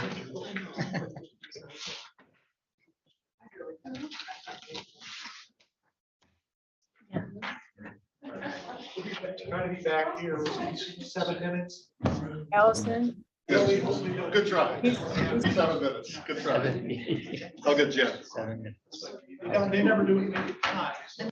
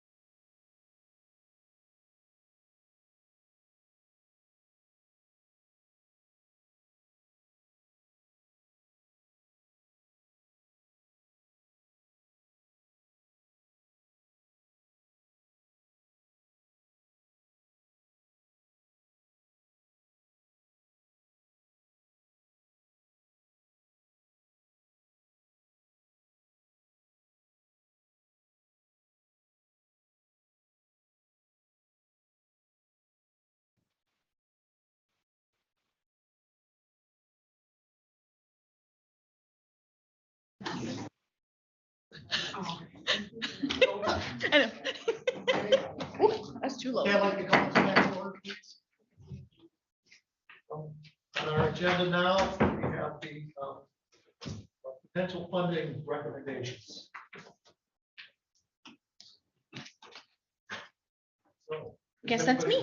You want to talk about funding, what we're going to fund, or you want to just go ahead with what we've got? It may be helpful to Jen give an overview. Yes, that would be good. So the information that Chet handed out to you is Chairman Bunnick had passed a nice little note of his finances to me, and I had a spreadsheet projected here and put together. So this is your 2022 Leelanau County ARPA projection. Your ARPA funding will come in at 4.2 million. The broadband that you have a motion on the books for is 3.2. You have a housing proposal that looks like you've accepted for 125, and your broadband study was 59,000. That was all allocated last year. So your total expenditures from your 4.2 is that next number. And I'm showing available funds after the projects you have already approved is the 816. If you recall on the broadband oversight, the contract for 160,000, I came to you on February 28th and proposed we took that from fund balance. And so I've already amended your budget for the Board of Commissioners, and that a contract is being paid, and it is out of that line item in the board's budget. The next pages I gave you. Oh, I'm sorry. Yeah, go ahead. Thank you, Jen. Yeah. I just want to make sure I understand what you're saying here. You actually say we have available funds after projects, but actually we have committed 5 million, so we're short $1.8 million, correct? That, I think that's what, so when the note was passed, what Chairman Bunnick put together, the 3.2 is what you for sure have got in that you're funding out of ARPA, right? But you're stating that you have a commitment for more than that. Commitment for more, and that's what concerns me about any idea that we have available funds, because we have a proposal for raising money. if Right. it's Successful, but if it is not, we have to come up with 1.8. Right. So if this goes as is right here, you would have just the 1 million that you'd be searching for. If you were to just do these 3 projects, you'd be searching for 1 million, you'd have 816 there to work with. So then you'd be looking for 1 million. If you're going to do more projects, then yes, you're still at that 1.8 threshold. We're still looking for 1.8. And yeah, so if we use, consider this 8, we're still short 1 million. We can fundraise for 1 million. That's it. We get more, but we're looking to do the other townships. Right. So that's where the future comes into play. And so I've given you 2 sheets. They look very similar. I know, Melinda, you weren't here last week, but I did do these on Tuesday. And this is me going back through the millage rates that have occurred.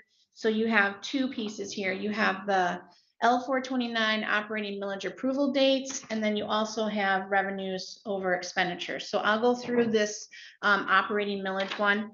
This is revised. I talked with Andrew this morning about this because he used the CPI for last year. So this number has changed for the CPI for 2022. So the original document I gave you last week had 10 million something, and now it's 11.1. So that is if you apply a maximum level of your millage, if that's what you approve in May on your L429. The next sheet is your county general fund budgeted versus your tax revenue. So on this form, at the very top, I've taken the L429 and I plugged in your taxable value. I've done your maximum allowable. Your approved millage will be approved in May for what you are going to draw. If you draw the maximum, that is going to be 11,139,994.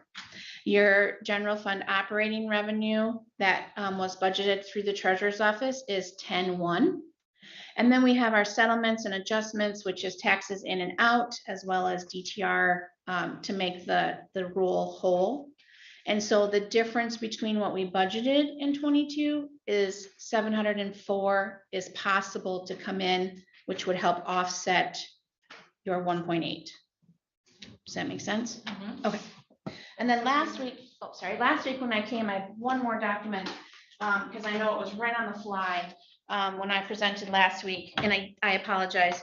As finance director, I should probably know this number right off the top of my head, but this is what you budgeted for 2022. And we talked about that this is the highest fund balance forward number we've ever used, which is at 1.6. So that's when we talk about that revenue number, that also would dictate how much of that 1.6 you need for your expenditures. So the amount of your budget, I believe, is 14,922,165. So that's what your 2022 budget you got as approved.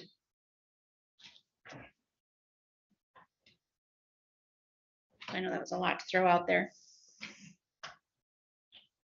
So funding sources we talked about last week, as well as the previous finance and audit meetings. You have fund balance that you can pull from.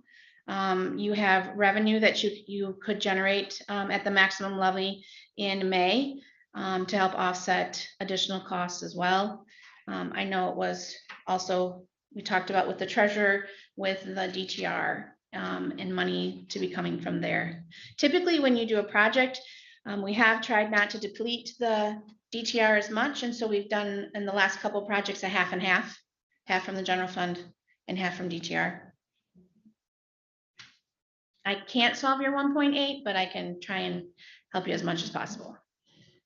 Well, right, the treasurer, the last meeting, he talked about that there wasn't available. I mean, if you wanted to deplete, there was 2 million there.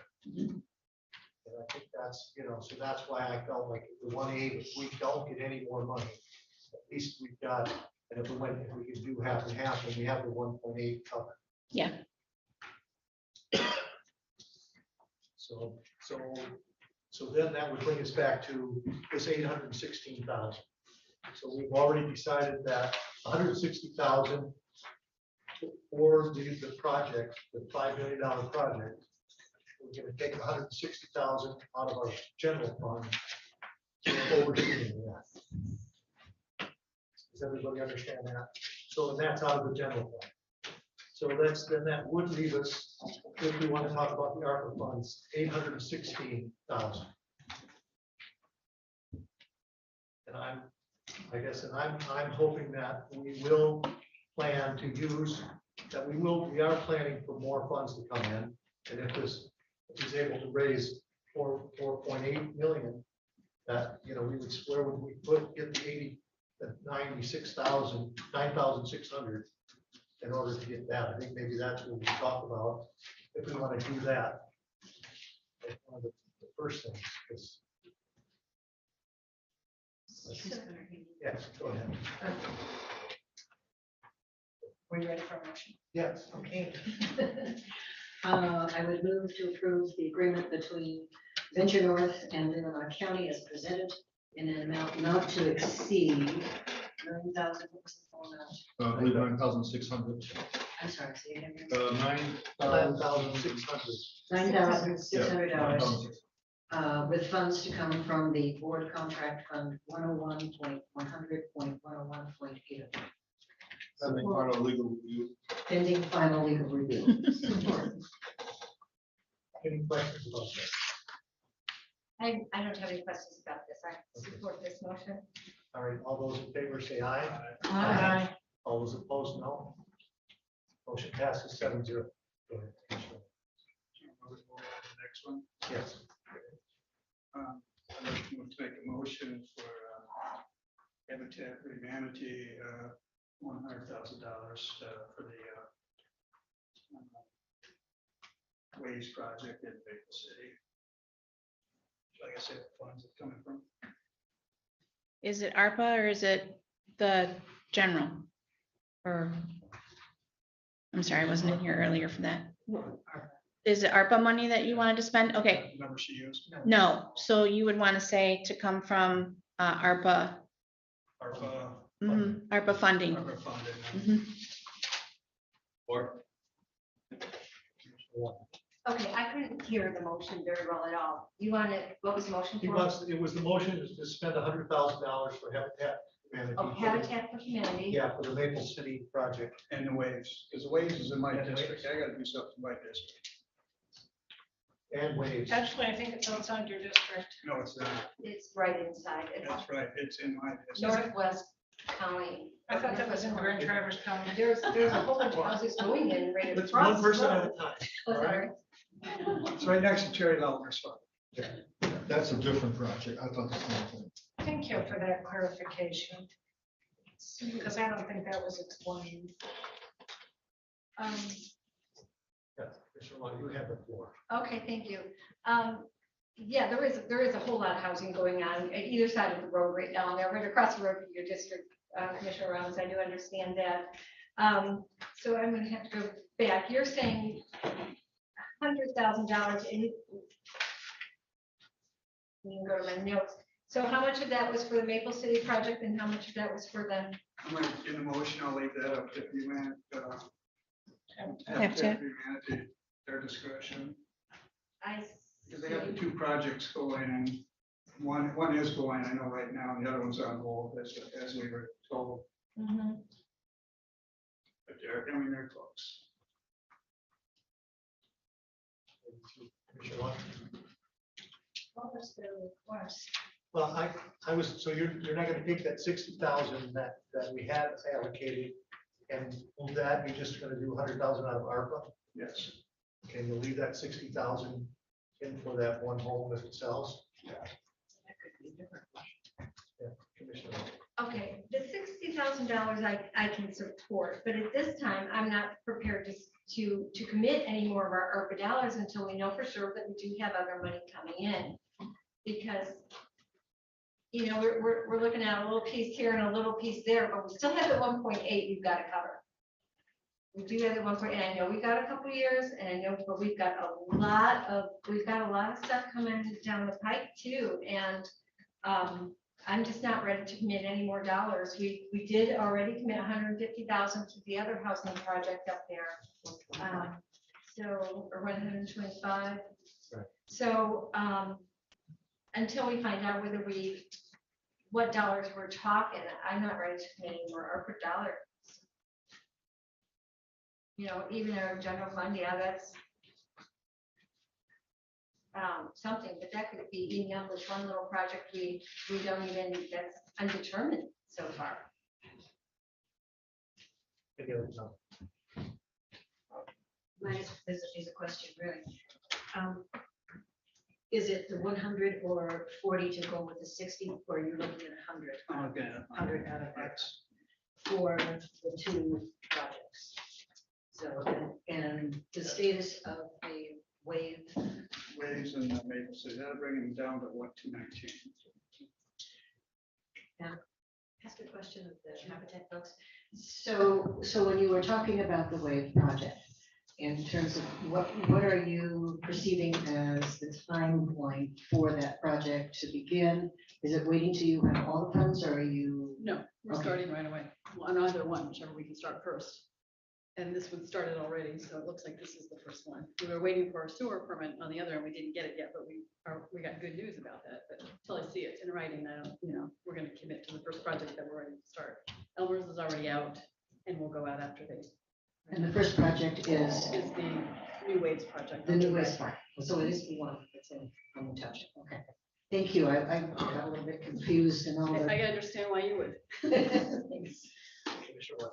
As we just approved the contract with Fincher North, we could amend the current motion to say contingent upon successfully obtaining significant dollars to help us with our broadband project. We won't know that till October, but we can go ahead and approve this contingent upon that, and it gives us through the summer to verify that we collect those funds. I don't know if that would address Melinda's concerns or not. Well, quite a bit. I'm very concerned about the 1.8. I'd like to make sure that we can pay it. So I would make that as an amendment to the motion. Contingent upon successful collecting of additional dollars from the Venture North effort to meet our broadband. Saying 4.8, right? Right. So I think you want to be clear with the motion. Right. 4.8. And I would support. So we have an amendment to the motion now to contingent on receiving the other 4.8 million. Is that correct? Not the other 4.8 million, the enough to meet our current commitments, Okay, 1.8. the 1.8. Okay. So it's- Everyone understand? Any other questions or statements? Okay, so we'll do it on the amendment first, and then if that, then depending on that, we'll do on the other motion. So this is for contingent on the other 1.8 million being. All those in favor say aye. Aye. All those opposed, no. Motion passes 7-0. So now would be the amended motion, which would be to give to fund them $100,000 contingent on receiving the other 1.8 million. All those in favor say aye. Aye. All those opposed, no. Motion passes 7-0. Yes. And the other question I have is Trudy suggested a way to provide immediate, or fairly immediate, the 60,000, if I understood that whole line of thinking. Does that help the project now? If we didn't hold that in that particular property and were to follow that suggestion?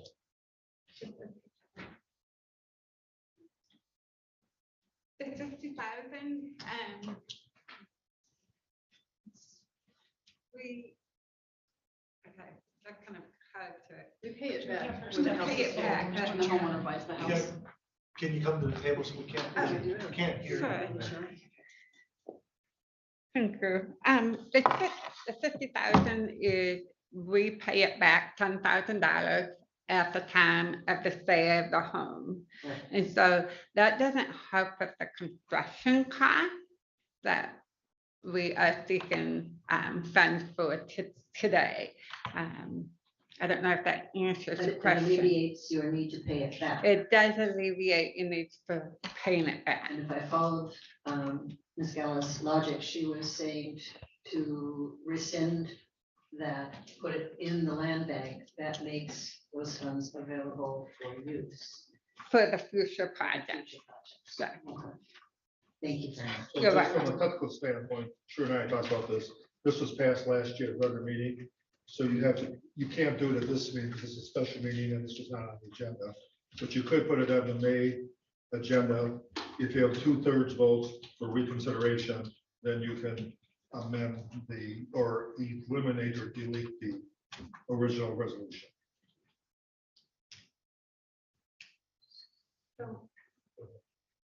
So then how can we address the rest of Trudy's proposal that so the 60,000 has to be addressed in May, but the rest of what Trudy said had merit and is a good idea.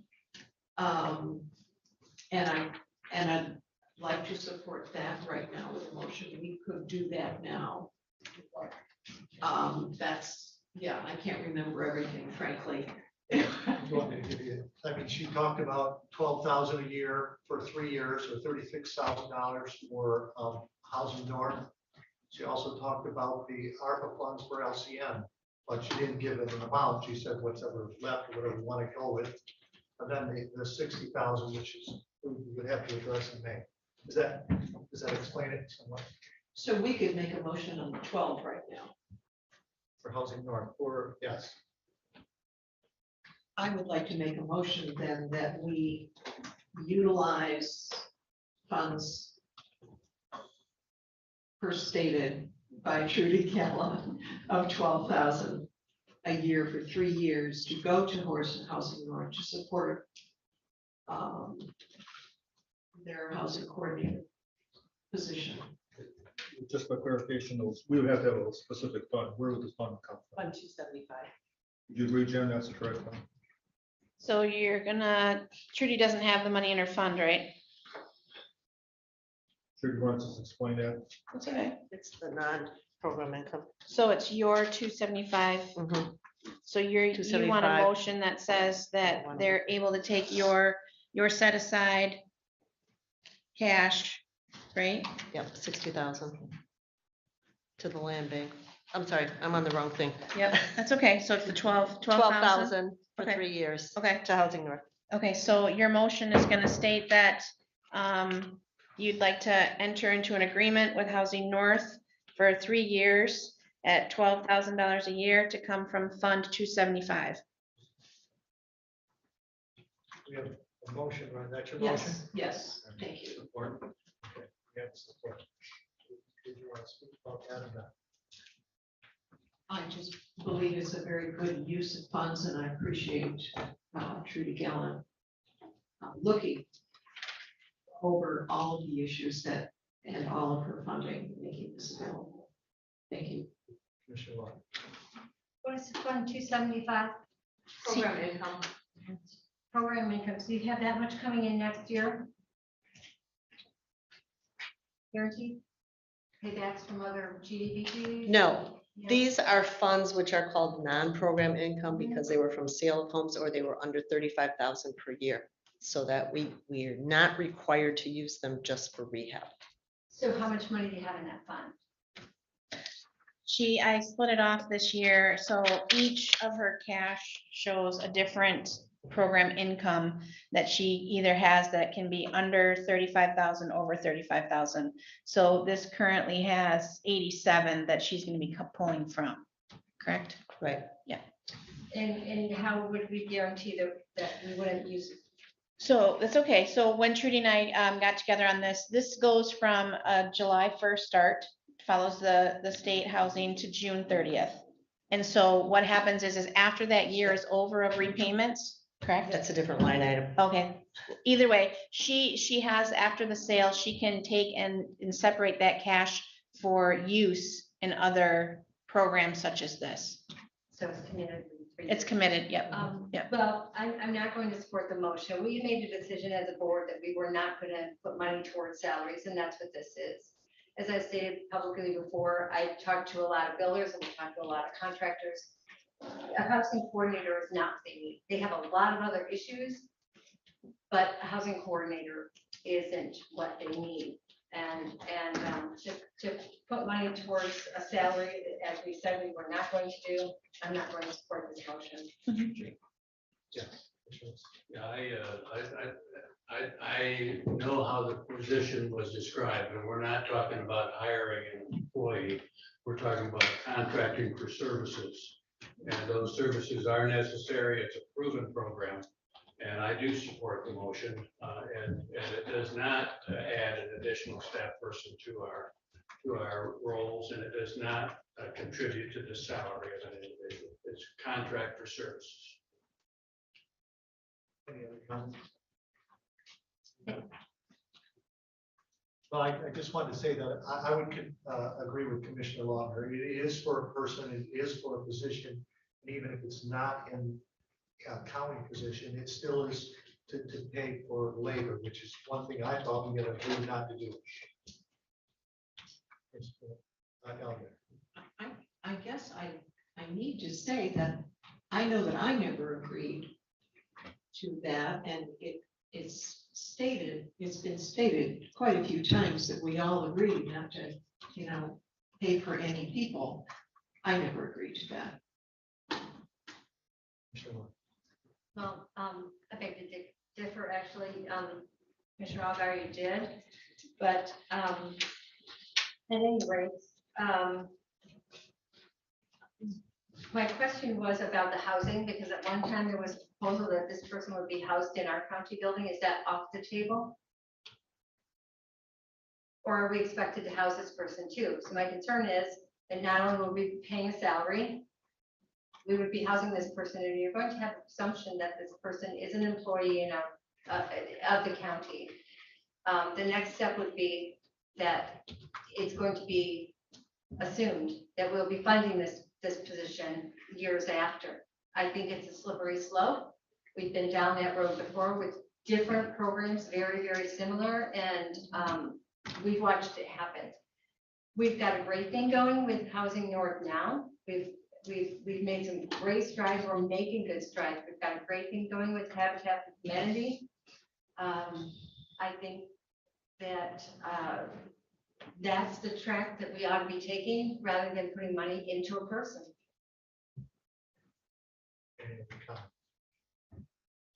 Commissioner Rushton. I as well want to support this. It's amazing to me how we start one way and as we move along the process, we twist it to achieve certain personal goals. And that's bothersome to me.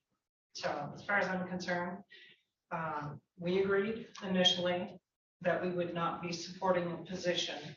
And this, you can say it's for services. However, from what I have heard, it is to pay for the position.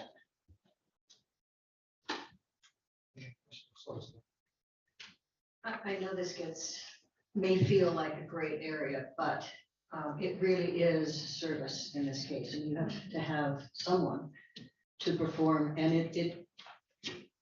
it's contributing to the full amount. It's not even the full amount.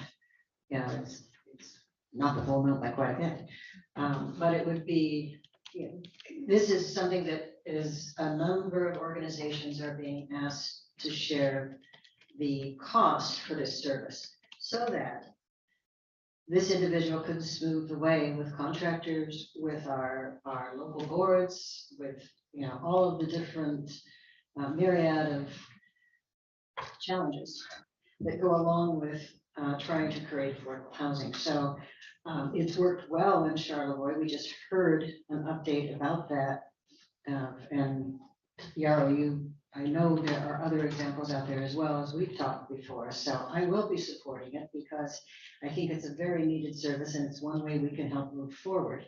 We're not picking up the whole cost. We're paying just a small amount of that per year, and yet we'll be reaping the benefits. And I'm assuming this person's most likely is going to be working with cell phone from home like many of us are doing right now. So they won't be needing a spot here. It won't be our employee. And it's a contract. It's a contract for services. So thank you.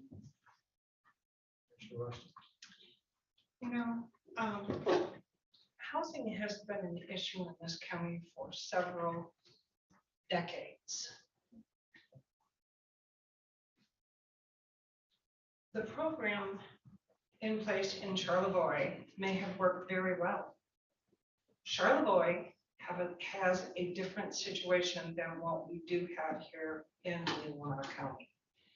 As you are well aware, the cost of property in this county is the highest, I believe, in northern Michigan. It's the cost of the land. That's where we start. It's the availability of the land. When you have those two things, it almost knocks the peg off the stool. You mentioned you can't build for anything less than $225,000. We talk about townships and zoning and all of this. Do you not think that those township officials are not aware of their own zoning and what the needs are in the community? There's a reason they have the zoning they have in place. Because the people that live in those townships want that type of zoning, evidently, or those people would be crying to their township officials to make change. It's going to be an ongoing fight until property prices come down. But we keep growing the community, promoting the community, and everybody flocks here who has big dollars and they buy out the little people. So I don't think a housing coordinator is going to fix that problem. Time may fix that problem. The economy may fix that housing problem. when housing prices are deflated, but that will take time. So we can pretend all day long if we want.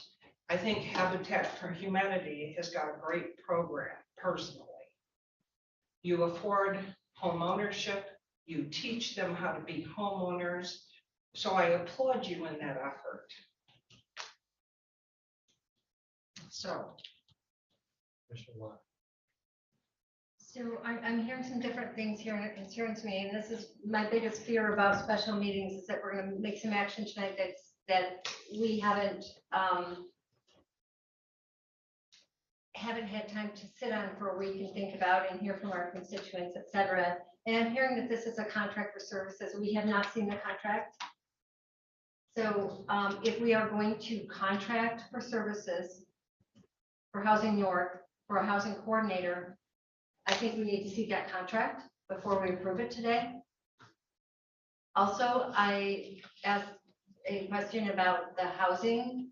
I had heard earlier that we would be expected to house this person, and now I'm hearing they're going to work from their cell phone at home. I think that's quite different than what we've heard before. So I make a motion that we table this issue until we have the contract, that we know what we're looking at. We know what the scope of services are, and we know more. So my motion is to table. Support. Okay, so the motion is to table. There's no discussion now, so we'll have a vote on table. Okay, all those in favor say aye. Aye. All those opposed, no. No. Motion fails 4-3. So we are back into discussion. I would move we postpone this until the May meeting, till we have the contract in place and we know what we are voting on. Support. All right, this motion is postponed. Is Yes, there we a have- discussion? We have Yarrow here, who could actually address some of those questions right now if we give her an opportunity to do that. So we will. Yes, happy to. So I apologize. I believe I did share a draft contract at one point, but I'm happy to send it again. We do have that available, so I can send that over right away. And we are not expecting the county to house this person. I apologize if that was brought up as an idea and an example of what other counties have offered, but that is certainly not a requirement. This person does not need an office space per se. We have an office in Traverse City, and we would use our other partners and spaces that are available publicly for use. So that is not something we're asking of the county right now. Any other questions? Yes, go ahead. I would, and I appreciate you have been here and spoken about this at least 3 or 4 times. And yes, you see the contracts. So thank you. Thank you for your work on this. Any other? Yes, thank you for the clarification, because that was brought up and that was several times brought up. So the contract, has it been to our attorney? I don't think I have a copy. I don't remember ever getting. It's a valid point. Today, we do have a motion. We do have a second. I'm On the $12,000. rather hoping the motion maker will at least make an amendment that the contract upon approval of, But we have the postponement on the table right now. okay. So let's vote on postponing that. She was just for Is clarification. it postponing to a certain time or Do we see the May contract? executive, to the May? May, yes. All right, any other questions or statements? All those in favor say aye. Aye. All those opposed, no. No. The motion passes 4-3.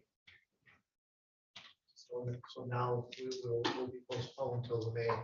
And we get the. So I just want to make sure I understand. Put this on the May executive committee meeting, and you'd like to see the contract, a proposed contract, correct? Yes. And if I could get a copy, I get legal counsel, so hopefully it'll be ready to be reviewed and done on the, whatever the day. Yes. Thank you. And I'd like to make a motion that we spend the $2,500 with the $2,500 from the health department to go ahead with the architectural drawings. I'm not sure. I'll have to find out what the funds, I mean. Jeff, say right could we now. take that from the buildings and grounds contracts, Irving? What's your suggestion? You're It's hiring- $2,500. You're hiring an architecture? It's gonna be split between the Architect? health department and the county.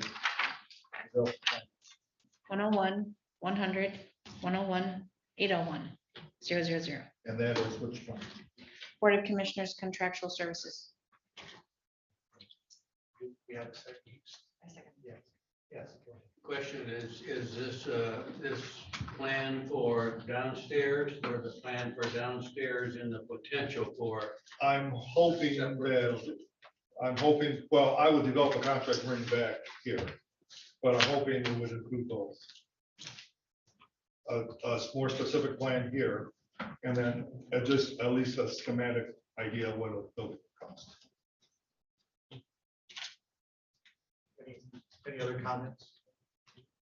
All those in favor say aye. Aye. All those opposed, no. Aye. Motion passes 6-1. Mr. Chair, I just have an observation to make. When we agreed to hire a fundraiser, we approved a contract for a person, but we didn't call that adding a person. When we agree to hire an architect to develop plans, we have a contract with a person, but we didn't say we're adding personnel. So I really have to conclude that the problem we have in that last discussion we have is that we're not really sure that we have any responsibility for housing. And I think that ought to be a part of the things we talk about in May, because we have the funds, we have the need. Anybody that's reading the newspaper at all knows that we have a serious need and we have some answers. So I think we have a double standard. We put contracts for people all the time because it's people that do the services. So it's not hiring staff, it's contracting for services. Thank you. Thank you. Yeah, Mr. Long. Yeah, thank you. I'm glad to get into this because there's no way that we can compare both contracts. As you said, this venture is newer, something we're all familiar with. You spoke highly of it yourself, Commissioner Russell. Totally different. This person is not coming on to do anything other than fundraising for broadband. We have, as we said before, we take a lot of calls. We hear it from all our constituents. They want broadband, they want fiber. This contract, as was presented to us, and we were able to read in front of us today, by the way, is for a specific person, a specific purpose of bringing to us dollars, free dollars to us, so that we can implement what our constituents are actually knocking down our door for, and that's fiber and broadband. I get very few calls knocking down the door asking for housing. That being said, we have made great strides in housing. There is no double standard. We are doing way more for housing than we have ever done before in the past. It's an incredible amount of housing. But as I said, we're doing that with our partnerships. Now with dollars that have become available to us by supporting townships, a lot of different ways. We are making strides in housing. We've got more housing going up in this arena than we've had ever. But we're doing that right now without a coordinator. So to bring on a coordinator would be for 3 years. So there really is no comparison to these other contracts whatsoever.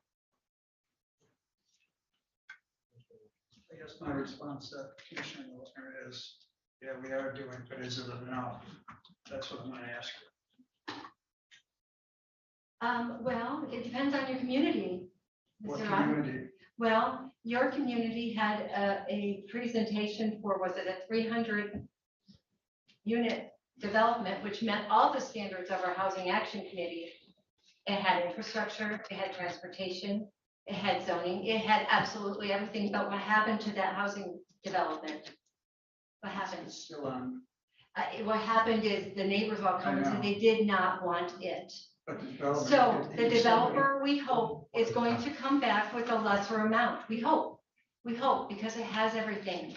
We had, maybe it was a 6 unit in Sutton's Bay Village we wanted to put up. 6 units. But what happened? The neighbors did not want it. Now I think we got two there instead of 6. And this happens all over the place, all over the county. We're hearing about it all of the time. We've got it going in our town, in my township right now with a group fighting PUDs for the very reason. It's like everyone wants it, but not in their backyard. That's why I said we've made so many great strides. And we've done it without a coordinator. If I could see the value of how this coordinator were going to help in our county, because our county is so unique, I would get it. But I just don't. In the meantime, we've got dozens of units going in right across the highway. So the differences are in Grand Traverse County. But what is the highway right away? 600 feet? That's the difference. So those, while that is not in our county, that is going to help also. It can't be excluded because all they have to do is drive across the highway and they can come and work into our county. Probably not have, I know it's not going to be much longer of a commute than I do. And many do, less than Empire. So we're getting there. We're getting there. But I just, to bring on a person to do that for us is all I'm saying. So. I guess I'm gonna leave it for today as, if you had wanted to table it till May, but if I see that contract in May. going for it. Yeah, you know, I appreciate what you said, Commissioner Wessel, but I do think the difference, you know, between hiring an engineer, he's not gonna become a county employee. If we hire this coordinator and we keep paying 12,000, 12,000, 12,000, eventually that becomes a job in the county.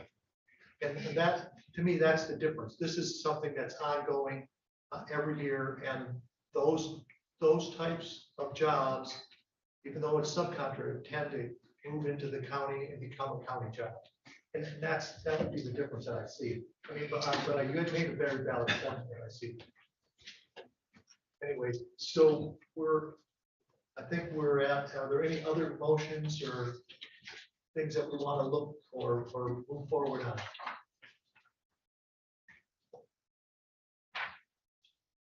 So, Mr. Chairman, what about the proposals that you have decided, that you have not funded? Are we to the point where we notify those individuals or those proposals, those grantors? There was, you know, the Solon Township, there was the Village of Empire, all those. What's their status? They're kind of asking where their status are. My sense was that we were seriously considering the septic study for Solon and some funding for Empire for their sewer. And you don't have side right now, but they would like to know where they stand. So, you know, we can have future meetings and so forth, but out of fairness to them, you know, because they call on the reservations asking, where are we with the process? Because they see the media, where we're going forward. You know what, we need to hear more, I know, from Empire. They didn't come. to So the this last one, you're meeting. not saying you should eliminate, you want to just, I guess it's up to you, but. I don't think we should. And we have other things eliminate on the those three. agenda, I understand, but I'm fair, I want to make sure I'm giving them correct answers when they call. I want to make sure I'm giving them an up-to-date response to where the status is of their request. Well, I would think that we could communicate to them that we have committed almost all of our existing funds, and we still have not met all of our broadband needs. And unless we get additional monies, or until we get additional monies, all other proposals are going to be on hold. And that's what I prefer to Well, do. that was exactly what I was going to say. I would agree with you 100%, especially once we made that motion and then we said we're going to wait till we get the 1.8 million. It kind of made me think that everything, unless we're going to fund it out of our general fund or the board of commissioners or something else, then we need to wait till we get, you know, we at least one more 1.8 million. And that's kind of what I've been telling them. I told them there's a possibility of additional ARPA funding, and if there is funding, they still would be considered. So I just want to make sure that Because I we're don't all. like to fund those things, but I just feel with 1.8 million hanging over us, I don't want to do this. But I thought it'd be helpful if you get those calls, we're all giving the same response, which I think we are. Right. Well, and that's why we hired the person for 9,600. up to $9,600 to hopefully get that money quicker and move forward. Yeah, if he can get 4.8 for us, we are actually gonna have a lot of money in future ARPA funds for those projects. So meanwhile, I'd say also encourage them to be dedicating some of their own funding, I think a lot of them are looking at other options, yes. because there's more money coming to them as well. Potentially, yes. So we just don't know yet. No one knows. So then we move on to number 7 here, and acceptance of the administrator's letter of resignation. In your packet, and first of all, I want to bring Matt McCullough up here. Matt has been, I think all of you know Matt from various presentations over the years, and as you know, Matt has graciously volunteered his service at no cost to help the board with the process for the administrator. As you know, I reached out to numerous organizations. The only bid we received was, I thought, quite excessive for the services. And so Matt has agreed. So first of all, I want to say thank you, Matt. Absolutely. But in the packet, I put some information you can, and then I'll be quiet here, but you have my resignation letter from January. And then Matt and I have been kind of in dialogue, and we thought it'd be helpful for us to come up with a ballpark timeline. So you have a memo there from me that basically Matt and I put together in terms of a schedule. And this is, just a draft schedule to get us through the point where we can go forward. Some you think, well, and I know we have another meeting coming up here. And then I put the current job description in there. I also reached out to a couple people and asked them if they wish to submit their thoughts on what the next semester's skills were. So the only one that so far has put anything in writing is Laurel Evans. So I put that in your packet there.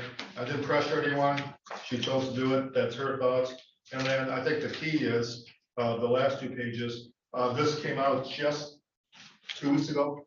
So it's very current. It's the pay scale of the county administrators in Northern Michigan.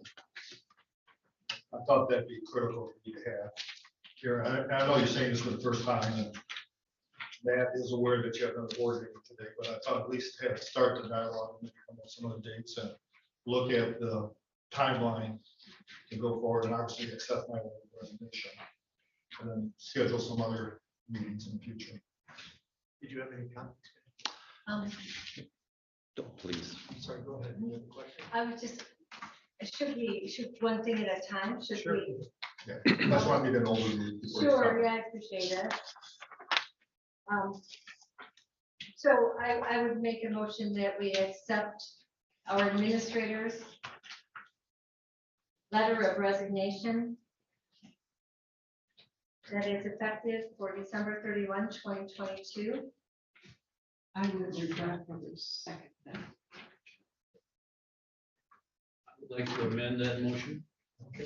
We reluctantly accept the motion. But that's kind of what the second did. Yeah. I didn't Yes, I use- said regrettably. Oh, okay. Reluctantly, regrettably? No, yeah. I think that's the first. All right. Thank you. Any other comments? Oh, there's a lot of comments to be made. Well, you can still play a Tom Brady. Now, if you vote, then I would have to reapply for the job. So if you Well, vote, we could reconsider if we get I five. suppose, but that's not. All those in favor say aye. Aye. All those opposed, no. Motion passes 7-0. Thank you for all that. Now comes the hard work. Yeah. For the 7 of you, Yeah. 8 of you, food man. No, but I was very sincere. I thought it was very gracious of Matt to come forward, and I just didn't think we need to spend up to $20,000 for a consultant to go through this process. I think all of you are capable of doing this with some guidance. And I think the key things that Matt and I talked about is critical, is come up with, before you post it, come up with really the type of person you want and the salary. Because I think Commissioner Lauter's the only one here that was involved previously, but the person before me was the 4th choice and the first 3 people that the board selected to not agree on contract terms. Because as I understand, the board was not clear on what the salary was. So I think that is critical to the process that you need to have that up front. Fairness to those candidates and fairness to the board also. And I know you're seeing this for the first time. So it looks like it goes from 70,000 up to about 90, I think 92,000, 98. What the cost. Is that? Now, obviously, Grand Traverse County was not. Yeah, thanks. Yeah, so, We don't count them. yeah. They counted everything else, but we don't want to go with salaries for that. So, I mean, that's I mean, and to me, I think that's the kind of salary idea that we talked about in often. Does anybody else have any ideas? So that'd be 92 to 98 or 98,000. Maybe helpful if Matt to kind of give an overview of the memo here about the timeline, the schedule and everything. Yeah, I mean, certainly the time is yours and however you want to spend it. But specific to the salary, I know that this is the first that you're seeing of it, that there's other data that can probably be provided. And you know, you can make that decision at a later date if you so choose. My thoughts for today, and again, I'm very happy to that Chet thought of me. I'm very happy to help as the board sees fit. And I really see two things along those lines. Is one, what does the board see as fit in terms of my involvement moving forward, and then because there's varying degrees of effort that we could certainly put toward this. And as Chet also mentioned, what I would suggest is that there's a general timeline that the board can agree to, and with the understanding that you're likely reverse engineering to a degree, in that that there's a desired a start date that. Excuse me, sir. Yeah. May I ask what you're doing? Sir, this is a meeting. You have to sit in the audience. in meeting. Yeah, that's Thank you. okay. I apologize. So those would be two things that, and I want to be respectful of everyone's time. I know that you've been here since 3 and you start back up at 7.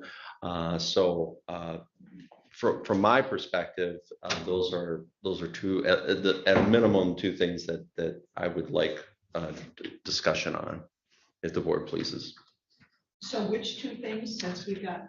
One relative to, I put out a couple ideas of things that I can certainly assist with. I'm sorry, pardon me. The memo from Chet dated April 18th, administrator hiring process. So bullet number 1, define Networks Northwest activities.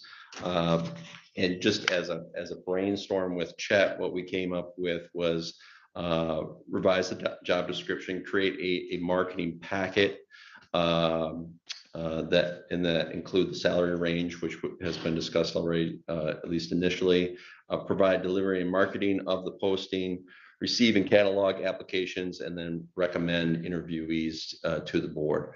Certainly there can be less activities or more activities, but that's just an initial brainstorm on things that I'm happy to provide. Yes. Yeah.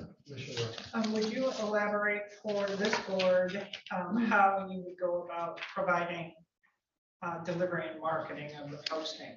Yeah. So certainly there are a variety of public administration associations, county administrators. There's MAC, of course. Then also, and all of that, I'm just brainstorming. If there is more or less that the board desires in terms of posting, we can pursue that too. But also when we look at LinkedIn in terms of social media, and then Indeed.com, things of that nature too, if the board so chooses. Now, when you get into that realm, when you start advertising any posting electronically, you're going to have more applications, and there are certainly pros and cons associated with that. And it creates more effort as it relates to applying an appropriate filter based on desired experiences and skills, but those are all available to the board, of course. And one thing Matt and I talked about that, we're assuming you want to do this as a committee of the whole, all 7 of you. Because some counties form of personnel, we didn't think, I was pretty confident speaking on your behalf that all 7 of you should be involved. And Matt and I also said that every one of you should look at every one of the resumes that come in. If you want input from Matt or I, we'd be glad to do it, but it really needs to be your choice. You should at least see all of them. If you want help, I've done this on the side when I was with the immigrant schools. I helped school districts, and I always felt all 7 of you need to look at all of them. And then if you want input or if you need help, let's say you get 25 applicants. Some, as Matt, if you go now with technology, some are just going to be submitting that aren't qualifications. So whatever you like, but if you like Matt and or I to then help screen them, we will not tell you who to interview, who not to interview, but in terms of where they may fit the criteria, that's something that we can certainly do. But I think it's critical that all of you start to be involved and that you look at all of the candidates. Yeah, and I think just to stress real quick is that I'm far more interested in what I agreed to is to assist the board with a process, right? The selection is 100% to this board. My job is to assist the board in the process to get to that selection. First, Matt, thank you Yeah. so much. We really appreciate your help, and I know how busy you are, so the fact that you're even doing this as a volunteer is even more impressive. Thank you very much. Well, happy to. And the other is a question. I think what you're asking in your first, in terms of what does this board see as your role, it's everything underneath the board dialogue to include and facilitating in those bullet points, correct? It could, yes, that again just represents a brainstorm between Chet and I, but certainly am happy to subtract or add to that based on the needs of the board. It was just our thought to begin with some ideas as opposed to just a blank piece of paper. Something to start. Yeah, No, I right. think these are very good points. Yeah. And we'd love to see them included. Yeah.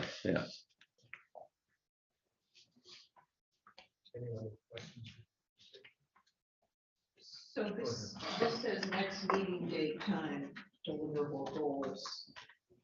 So our next step would be to create a meeting date.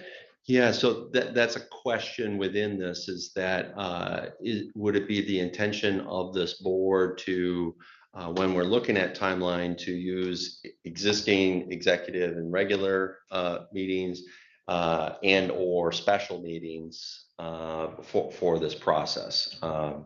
That's an open question to the board.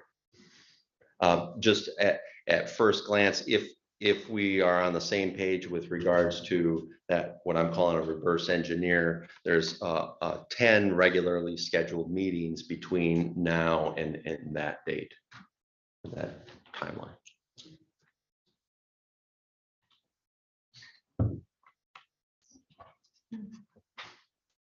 So I think we should use special meetings. At least initially, for these initial discussions. Actually, I'd like to have the initial meeting as a workshop meeting so that we can banter around the ideas of deciding what qualifications we're looking for. Because for me, a salary range will come after we decide what we're willing to pay for. It's going to depend on the skill sets and the technical abilities of that person. Maybe that would be over and above an average administrator. So we would have to consider that increased compensation for those qualified skills. So I personally would like to see just a workshop, sit down, have nothing else on the agenda but this item, and work this out so that then we can move forward we can discuss the steps that we want to take. If these are the ones, fine, but, set the agenda and then work the agenda. That's my position on this. Yes, thank you. I don't disagree. I was thinking a special meeting. I do like the idea of a workshop a lot. My concern is the sooner the better. And maybe perhaps we can, it's not nothing wrong with the potential time frame, but I really don't want to wait until August to start interviewing candidates, if at all possible.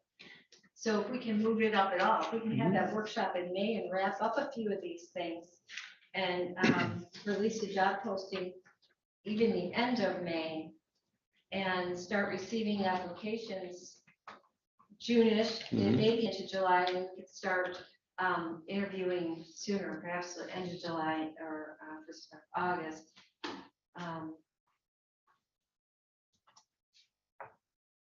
Because I've seen in the past where we thought we had a candidate and at the 11th hour we did not, and where we thought we had a candidate in the 12th hour we did not, and on and on. So I really don't want to see us push so close to Chet's leaving day, even though I know Chet has said he'll be more than happy to help us out. But if you look at just when I was hired, I could be off fluid, I believe the job was posted in October or November. Interviews were in February and I started in May. And that was, you only did one round of interviews, but even that process, because whoever you get may have commitments, may have to sell a house, buy a house, everything, so, yeah. That does Yeah, make sense. you actually started a little earlier, right? We were ready for you and you finished up. Yeah, because I had commitments at the So school. there was a little so, faster. Well, that was actually quicker than the previous time it took you, I think, over a year. Yeah. Because of the challenges. So it is that's a- my main concern, is if we can just perhaps get some, move on. Well, I would agree with that myself, because if they have a job, and I'm just thinking of school superintendents, they start in September and they go till May. If we're not due until August, they may have already committed to something else, and we want that person, but then they're saying they can't start till next May. So if we're ready in July or August, maybe we can, get them then right away, but I just think that we move along, it's better than waiting. And if I may, Yeah. certainly, of course, it's all about being able to have agreement on all these steps prior to that. Theoretically, we could have this done tomorrow. Right? Probably. But that's the overall point. That, of course, this timeline is adjustable, but it is dependent on some key base steps. So should we look at our calendars now for a meeting? Oh. No, I was just gonna say, it sounds like we're talking about a committee of the whole meeting. Do a workshop, which would put us right down to their point number 3, where we do what Matt just said. Try to reach agreement on what we feel are the skills that we'd be looking for. And this is key because there's about 70 county administrators in the state of Michigan, and they truly do vary their backgrounds. Some have a very extensive financial background, and some are administrators / comptrollers. Some are the chief financial officers also. Some are HR. I mean, it really is across the board. I can't give you one mold and say this is the skills. A lot of them have come internally, some have been planners. So it really does, it's all over the board. Some have worked in hospitals as hospital administrators. So it really is a broad spectrum of people with different skills. I was one of 2 superintendents that was the county administrator when I started. So it really is across the board. But the key is finding those skills, so you identify those skills first. So you get the right people applying if they know up front. That's the key. To continue, I think what we're hearing is finding a date now to do that very thing. Do you have a date that you're available? I'm certain we can find one. Absolutely. I have my calendar and, yeah, the only, I'm gone the first week in May. My family, we're gonna go see the in-laws, so I think we all know here, you don't disappoint in-laws. So that's two. That's for the record. At least the record that I could share with them. Is late next week out of? It's the ninth, it's the ninth for. Let's see. How about the 28th or 29th, less of next week? I have to propose it those days. 28th, 29th.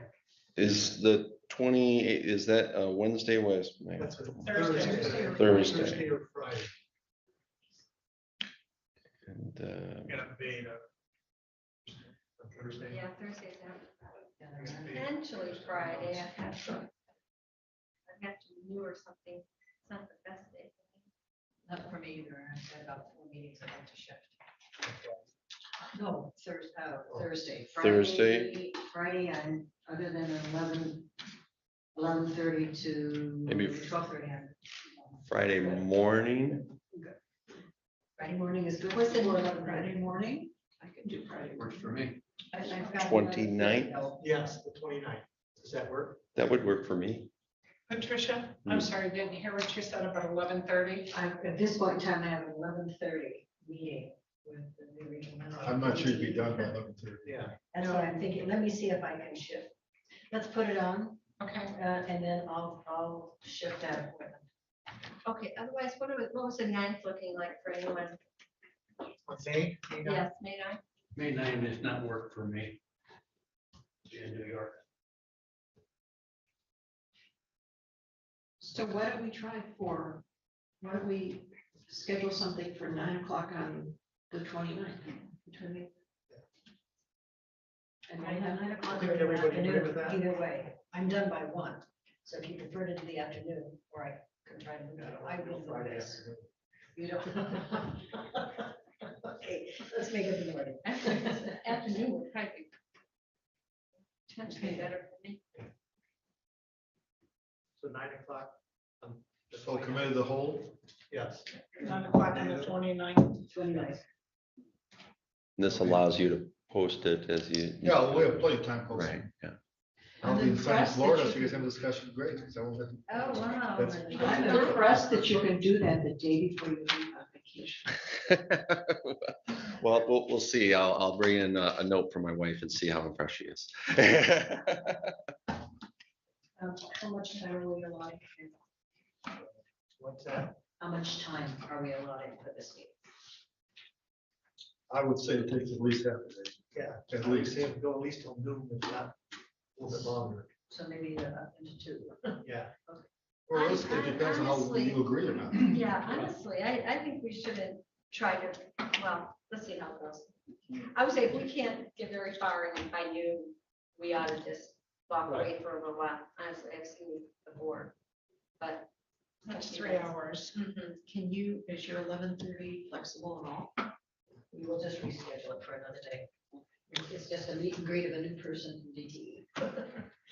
From my perspective, if I may, in preparation for that, to just provide some reflection time on the job description that Chet already provided, and think about not only the technical attributes that you might be looking for, but what I call the interpersonal attributes too. That how does an individual interact with the board, with the community, with staff? What are some professional and personal attributes within that realm of things? Because I think we all know that is an important aspect of the job as well. How you rank that and ratio that between the technical knowledge, that's certainly up to you. But to be able to provide some thought to that prior to Friday. And I agree with Commissioner Rushton that as put more meat on the bones to desired attributes and a job description, after that, point, you'll be able to speak better to a desired salary range. And I might also be able to help with better focusing on an environmental scan of other jobs that have those similar attributes and what is the pay range with those. Any other questions? One question that you may get when people apply is, can they keep their applications confidential? And I'm gonna get a little clarification. The way I understand it is, they have to request that it be held in confidence. And you have to honor that until you make a decision to interview them. The minute you decide to interview them, it's a public document. So if they want to apply, they have to put in their letter, or they have to put somehow notify in writing that they wish their application to stay private or non-public. But the minute you start, when you review them, you don't have to go their names. You could say candidate number one, but the minute you choose to invite them for an interview and they say yes, then it's a public document. And the names have to be released. And the interviews have to take place in public. And to be able to communicate that on the front end, does the county have a standard employment application for all? It is, but I think for this, you want resumes and.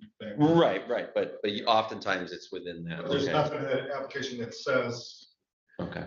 Because I usually are. So as it gets to that point, if you get calls from people asking that question, they can't stay private until the point that if they are chosen, They choose to be interviewed, I think. or if you choose to have them.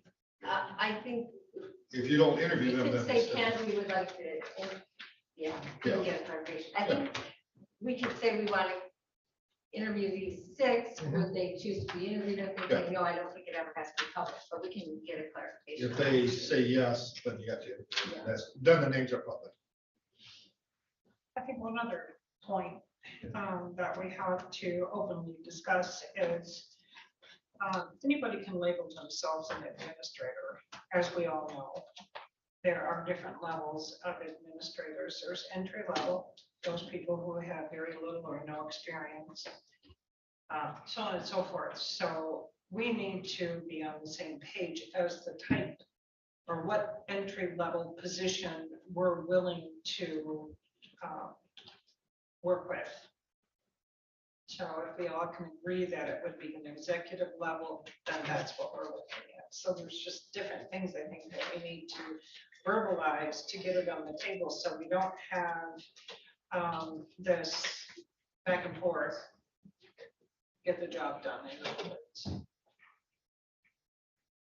Yeah, so within that, on the job description, to be able, if I may, that would be within that experience piece, right? And that, how many years of direct experience do you wish, or equivalent education, those types of questions. And do you find that possibly the type of work they've done historically might play into that?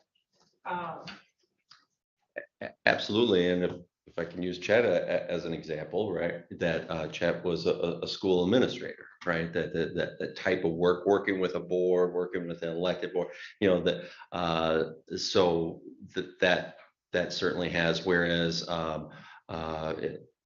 you could also look at a nonprofit director, even in the sense of working with a board, but not an elected board. So there's different levels, I think, to your point of thinking about what an administrator is, and both from you know, an input output side of thinking. But that these are, again, I think that there's value in reviewing the existing job description between now and next week, and thinking about those things of what would be ideal and what would be agreeable with regards to every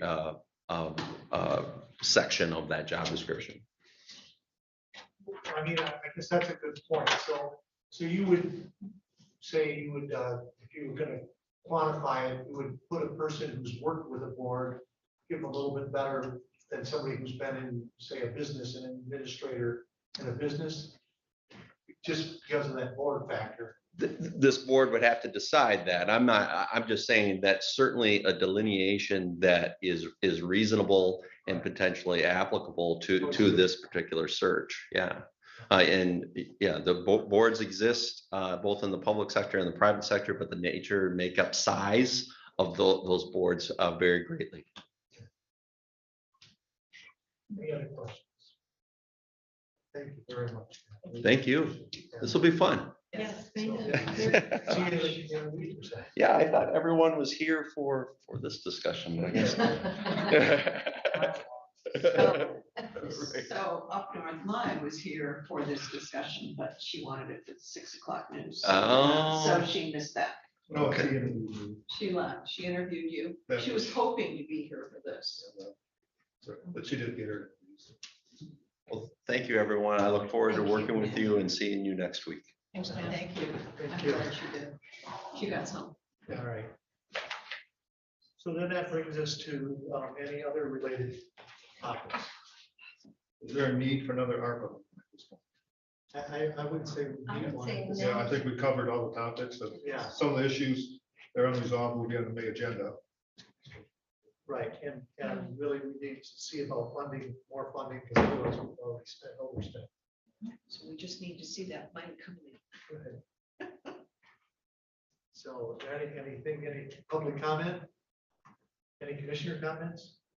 All right, we are adjourned.